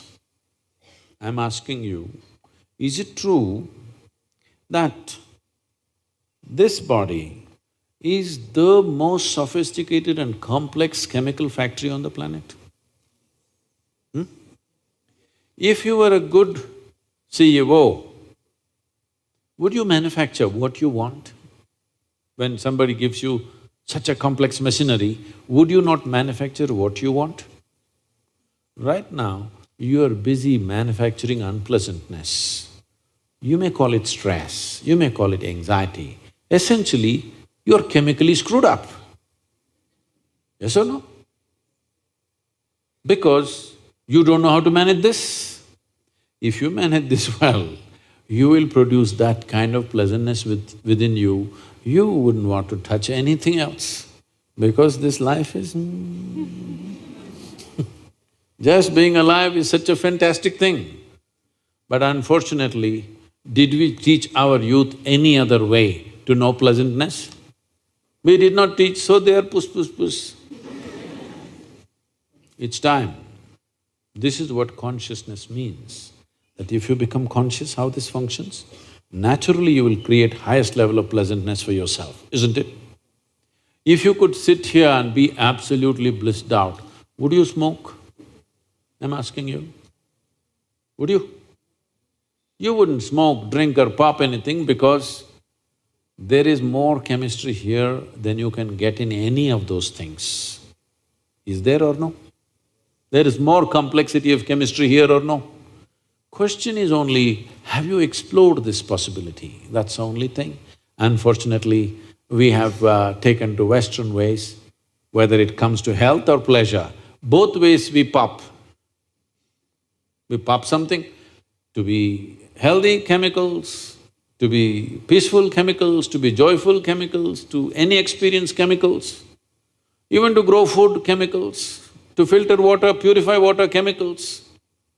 Something that kills all the insects and worms and germs and whatever, you think it's not killing you in some way? Maybe slowly the dose is not enough, that's all. Hello? The dosage is not enough. For the small creature, small dose, big creature, big dose, isn't it? So for everything chemicals. So this is something, this is a responsibility that's sitting on our heads right now. This is… The way the world is going right now, I estimate, unless we do something drastic in the next 10-15 years' time, I estimate in another 50 to 75 years' time, almost 90 to 95% of the humanity will be on chemicals for everything. To be healthy, to be peaceful, to be joyful. Already consumption of this has gone up 10,000% in the last 25 years. Yes or no? Hello, has it not gone up 100 times? Because other things that people promised elsewhere are all collapsing. People told you it doesn't matter, you're miserable, when you go to heaven everything will be wonderful. But slowly in your mind, the hope of heaven is collapsing. Maybe you still don't dare to utter it, but it's collapsing, isn't it? Yes or no? So you want to do everything here, but nobody taught you how to do it in such a way you can have the highest level of pleasure and still it'll enhance your life. This needs a little application.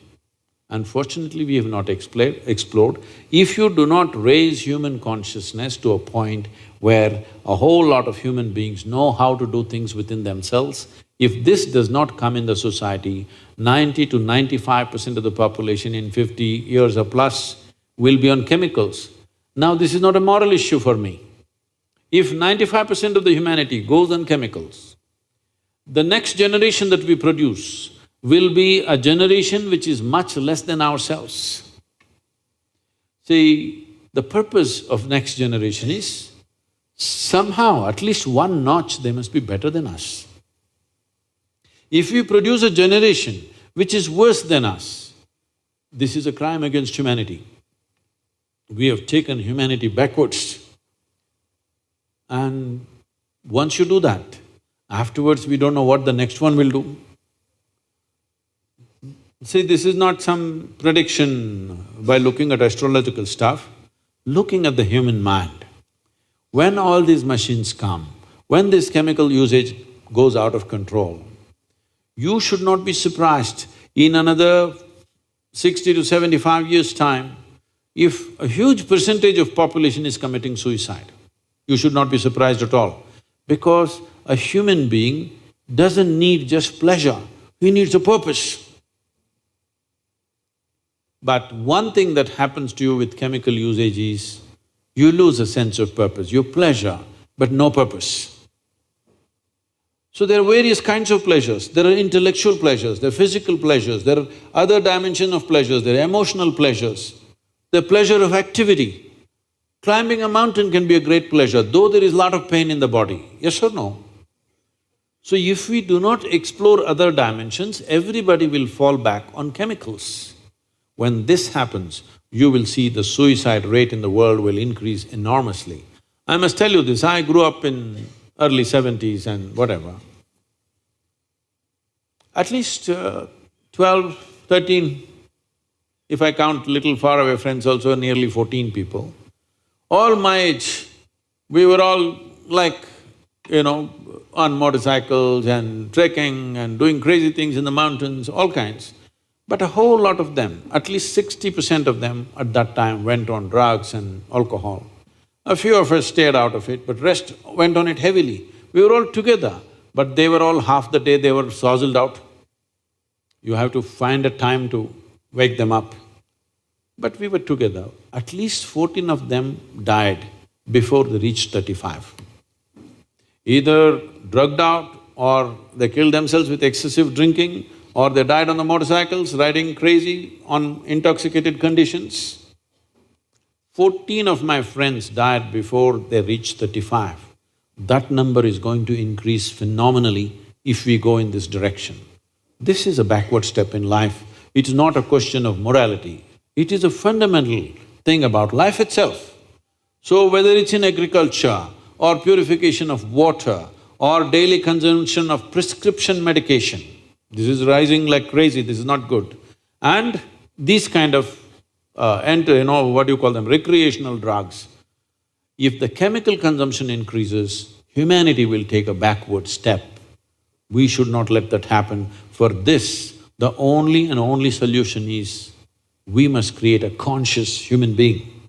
Raising human consciousness is the most important thing. For this, the important thing is to move everybody from belief systems to responsibility, because we have managed humanity with carrot and stick.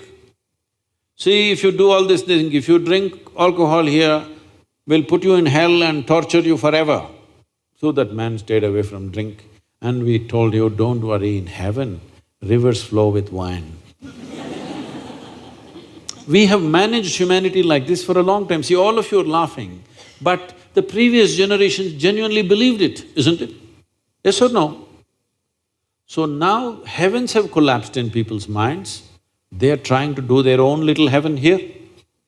You cannot stop them unless you provide a credible alternative. Thank you very much. Thank you very much, Sadhguru. Sadhguru, just You also. This will be the last question. Sadhguru, on one occasion you mentioned that there is no purpose to life and that life in itself is a phenomena beyond any purpose. Sadhguru, my question is, if there is no purpose to life and if the eventual destination of every life is death, then why do we need to live consciously? And plus, Sadhguru, you carry a magic of your own. I have been smiling for the last 4 hours. I have never done this before in my life. You're a young man and you never smiled for 4 hours? What happened? Are you also in love with the same girl?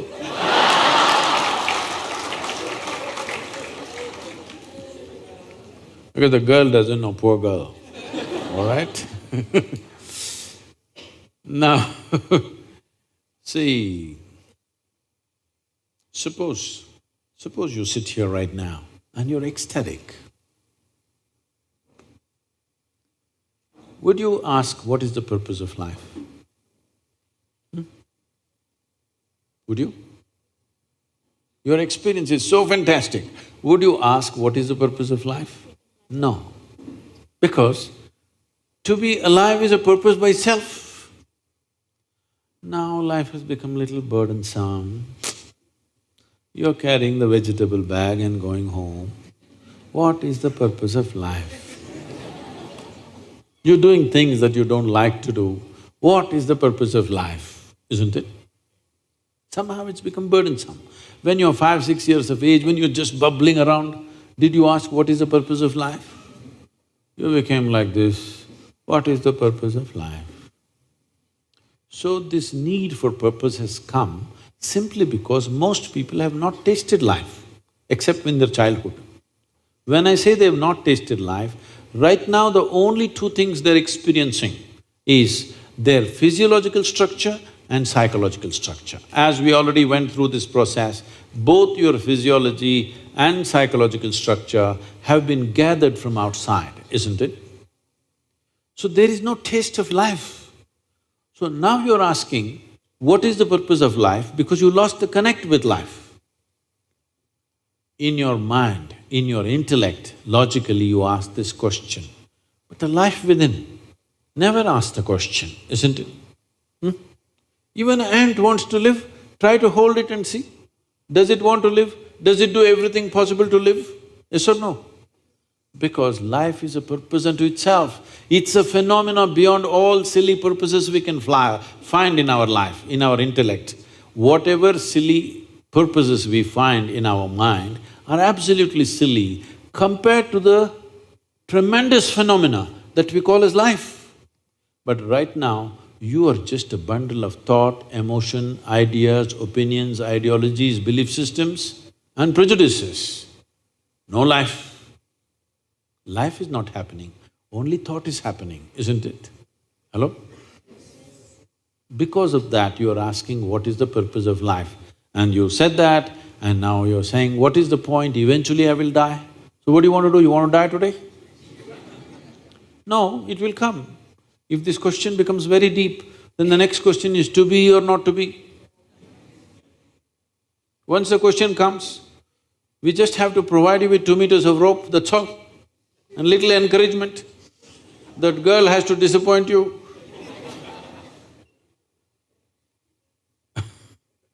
See, today you lost all your money, let's say. Then you say, what is the purpose of life? I want to die, no money, what to do? Check with your life. Close your mouth, hold your nose like this and see. The life within says, to hell with your money, man, I want to live. Yes or no?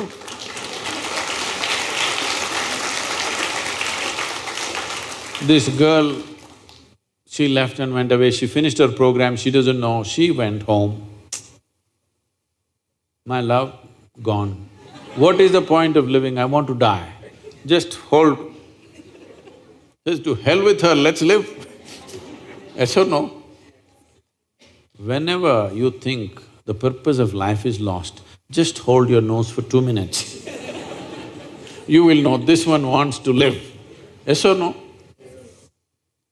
So, life does not need a purpose because it's a phenomena beyond all invented purposes that human beings make up. Thank you very much. Thank you, Sadhguru. Extend our heartfelt gratitude to everybody who has been present here.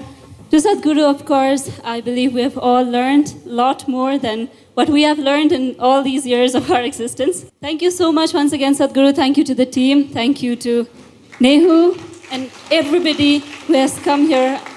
Thank you so much. I'm so sorry all your questions could not be addressed. We're running out of time. But do follow his videos. You will get most of your answers in them. And we hope, Sadhguru, you come to Shillong once again, once or twice or many more times yet, again and again. If you stop calling me mainland, I will come here Okay, sure. every year.